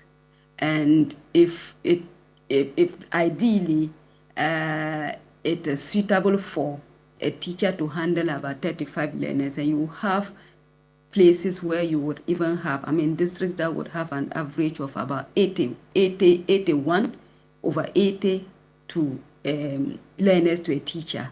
How are they able to effectively handle teaching and learning in the classroom? How are they able to ensure that targeted support that some of the learners will be requiring will get them? So it actually puts a lot of stress and a lot of toll on the teachers, and they are doing so much under the conditions that they are faced with. But it is not enough because of the challenges, because whatever they are doing are not felt, because the results, the learning outcomes are not actually encouraging, and it is because of these issues. So as for the teachers, and imagine a teacher, the emotional trauma and emotional stress on the teacher after you have done all your efforts throughout the maybe at the JSS level, throughout the 3-year period of the learners, only for them to go and write the BEC and acquiring aggregate 30 and above. Then it is like you are not just doing anything, and that also psychologically have a huge effects on the abilities of the teachers to continue to do their best. Let me get your final thought in like 30 seconds, really, what you think can be done to at least resolve this problem moving forward. So for us, as we have also recommended in on the basis of the research that we've conducted, we are saying that, one, the centralized system currently which is being practiced needs to be looked at again. We have noted that if the teacher deployment and posting process and rationalization process is decentralized, it will do us a lot of good, because it will put their district education directory in a position to be able to know, to post teachers, and also exact accountability on them. They would be able to monitor areas where schools where teachers are required and what categories of teachers are needed in those areas, and be able to post appropriately, because they understand the context and they know the critical challenges that these communities are facing. They are able to tell the vacancies and which, in real time, and which teachers are needed, and easily also just post them there. Secondly, we have also noted that, like previously, because when the postings and deployment was actually at the hands of the district, at the district level, district assemblies were able to also provide scholarship and bond teachers for a number of years. But because currently the centralization, the postings are not done centrally, then it actually takes away that kind of, or it renders the bonding scheme or bonding system the district assembly used to do very ineffective. Because if I bond a teacher and will not have a say in whether or not they are posted to the places where we want them to, how do we even bond them for the number of years that they are supposed to be? So these are also some of the challenges, because for those who were usually bonded, they are actually from the areas, and once they are in the areas, even with the way, earlier before I joined, I listened to the conversations where the issues about the deplorable conditions in the communities were discussed, and as one of the reasons or the causes for why teachers do not want to stay there. But if teachers who are actually from those areas are posted to these areas, they will see every reason to be there, because at least they are already from the communities and they are familiar with the challenges there. So we think that the centralized system, we are calling for a decentralized system of deploying teachers and posting teachers.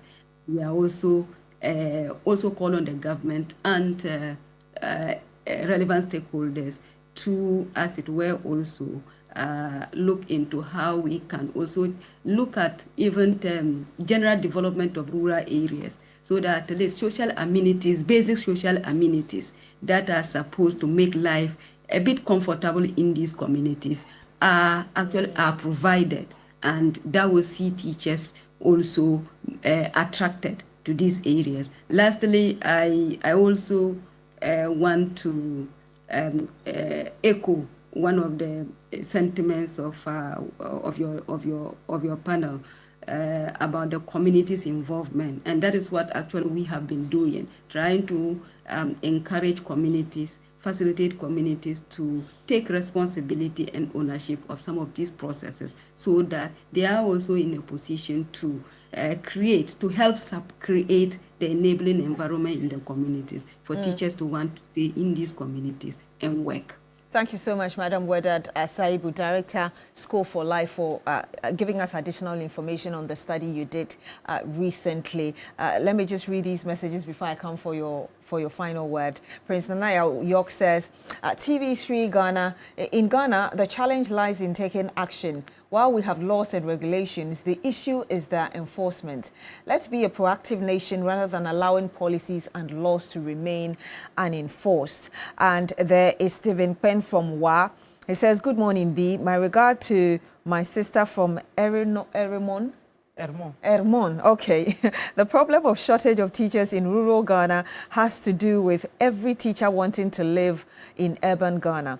there's a glut in the towns. Workers who go on transfer to other places will prefer their spouses to live with them. So you can see congestion in the towns. The implementation of the 20% salary top-up for rural workers has been on paper all these years. It must be actualized to attract teachers to rural Ghana.